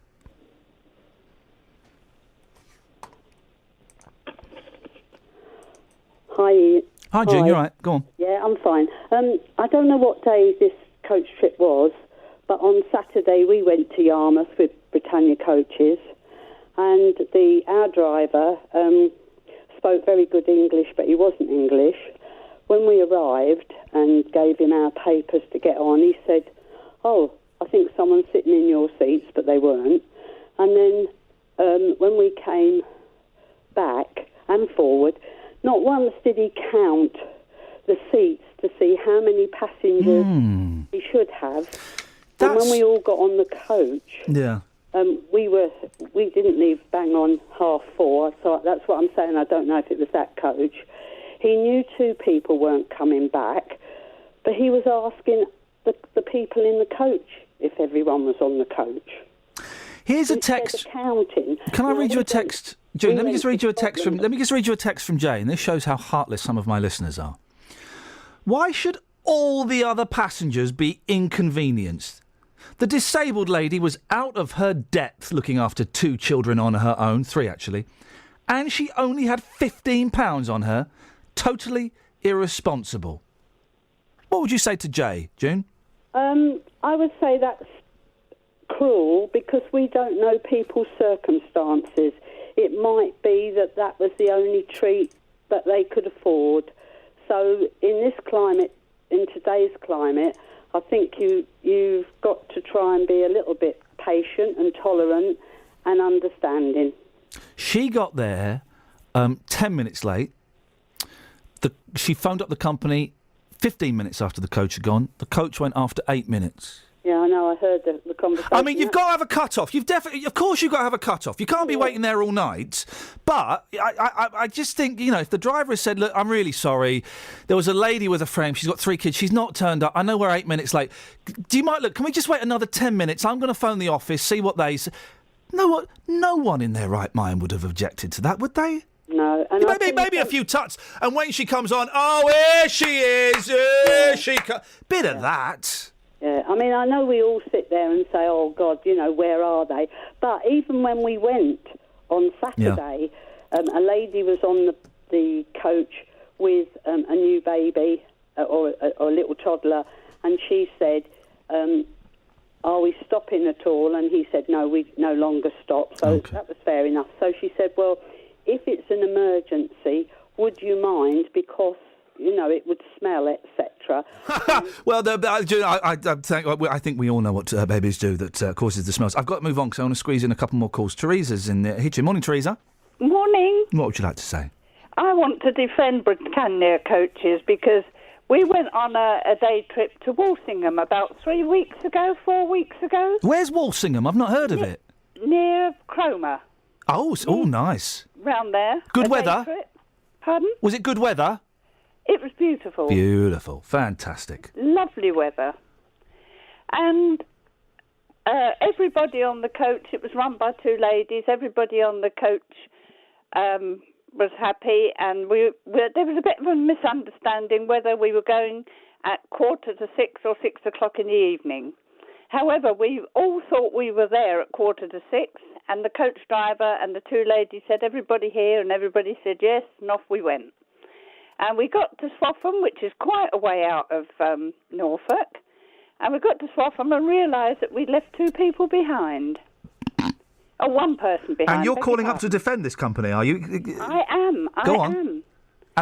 Which bit of the leaving the people behind is you helping Britannia coaches in their argument here? Sounds like they make a regular thing. We got halfway back to Swaffham. We spoke to the driver and said, "Oh, sorry, we've left somebody behind." Boom. And you went back and got them. And he said, "Okay, no problem. I'll turn round." And we went back and got them. Okay, well, I would say that's in support of the kind, wonderful people that use coaches and highlights the inefficiency that sometimes, at least in two instances, would appear to creep up in Britannia's thing. If you'd have been on that coach and the driver said, "Look, we're missing 3 kiddies and a lady who's got a frame. Can we wait another 10 minutes?" You'd have said yes, wouldn't you? Yes, absolutely. Absolutely, but and our also, driver was wonderful. No problem. Well, he weren't that good. Turned round. He left 2 people behind, Teresa. He's not that good. Well, no, one person it was. He left that was behind, only but, one. Yeah. In that case, there's only one person. It doesn't matter. Teresa, I've got to move on. Thank you, Justin. I'm really, really sorry. We're going to play that stuff on Monday. I absolutely promise, and it'll be in the podcast next week. Carpet Martin, I'm sorry. Britannia Coaches was the coach company involved there. Right, is everybody here? Yeah. I'm not. OK, let's go! If you've hang on a minute. We don't want that. We want that. Travel news for beds, cards and bugs. BBC Three Counties Radio. In Dunstable, there are delays on the A5. It's closed at the moment because of an accident at the junction for the A505, and that's causing long delays on the High Street North to Houghton Road. And on the West Street as well in Dunstable, that's slow eastbound between Totton Hoe Road and the High Street North. In Watford, Exchange Road's looking busy on the speed sensors at Beach and Grove, and so is the A10 southbound. It's slow from the Turnford junction towards the M25 junction 25 at Enfield. No reported problems on the motorways. If you're using the London Underground, though, the Bakerloo line has the Underground station at Paddington closed at the moment because of a problem with the escalators. Samantha Bruff, BBC Three Counties Radio. Thank you, Sammy. Stan says on the email, you clearly changed your interview to a game, a sport. I do think having a good argument is a good sport, if I'm completely frank. An example of your patronising was when you thanked her for apologising to you. Thanks, Stan. Stan, thank you for your email. Appreciate it. It wasn't patronising, it was genuine. She made a mistake, she apologised, and I acknowledged it. I mean...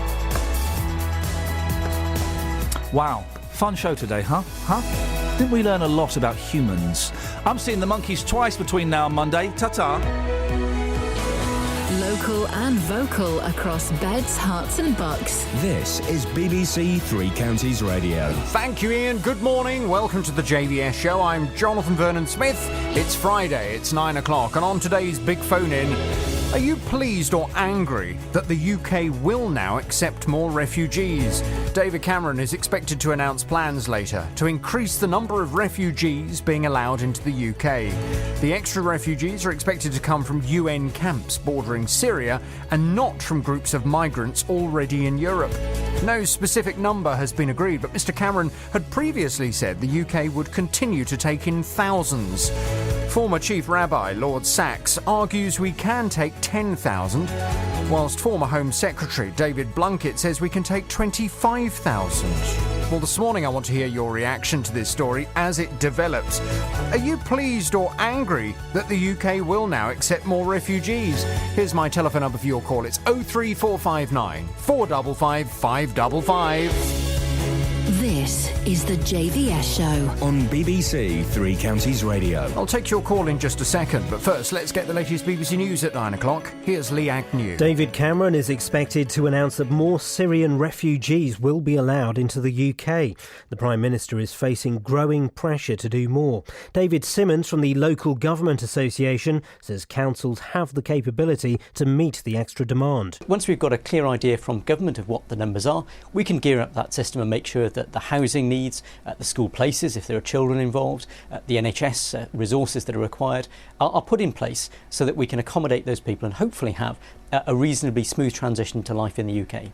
Developers have been given permission to rebuild the Into shopping centre in Milton Keynes, still known by many as Midsummer Place.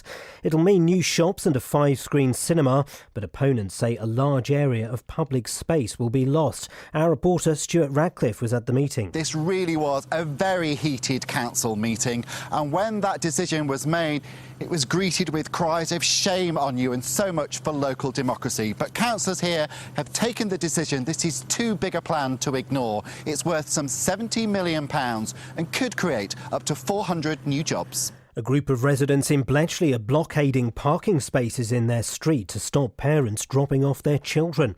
People living in Saffron Street say a nearby school has been getting bigger, bringing even more traffic to their quiet road. Shirley Rolfe from Bletchley and Fenny Stratford Town Council says they're fed up. It's not just one, there's 2 schools. Do you imagine chaos in the morning that people cannot get off their drives to go to work? People park on their drives, across their drives. It would be nice if it was just to walk to school, then there would be no problem. A court has ruled that a 5-year-old boy from Buckinghamshire must be taken from his disabled mother and put into care. But the judge at a hearing in Milton Keynes denied social engineering in the case. More from Carol Abercrombie. Judge Anthony Hughes said the woman's disability made it impossible for her to meet her disabled son's needs by herself, and the level of local authority support required would be too extensive. The judge, who said the boy could not be identified, ruled in favour of Buckinghamshire County Council, who said the boy needed a permanent substitute family.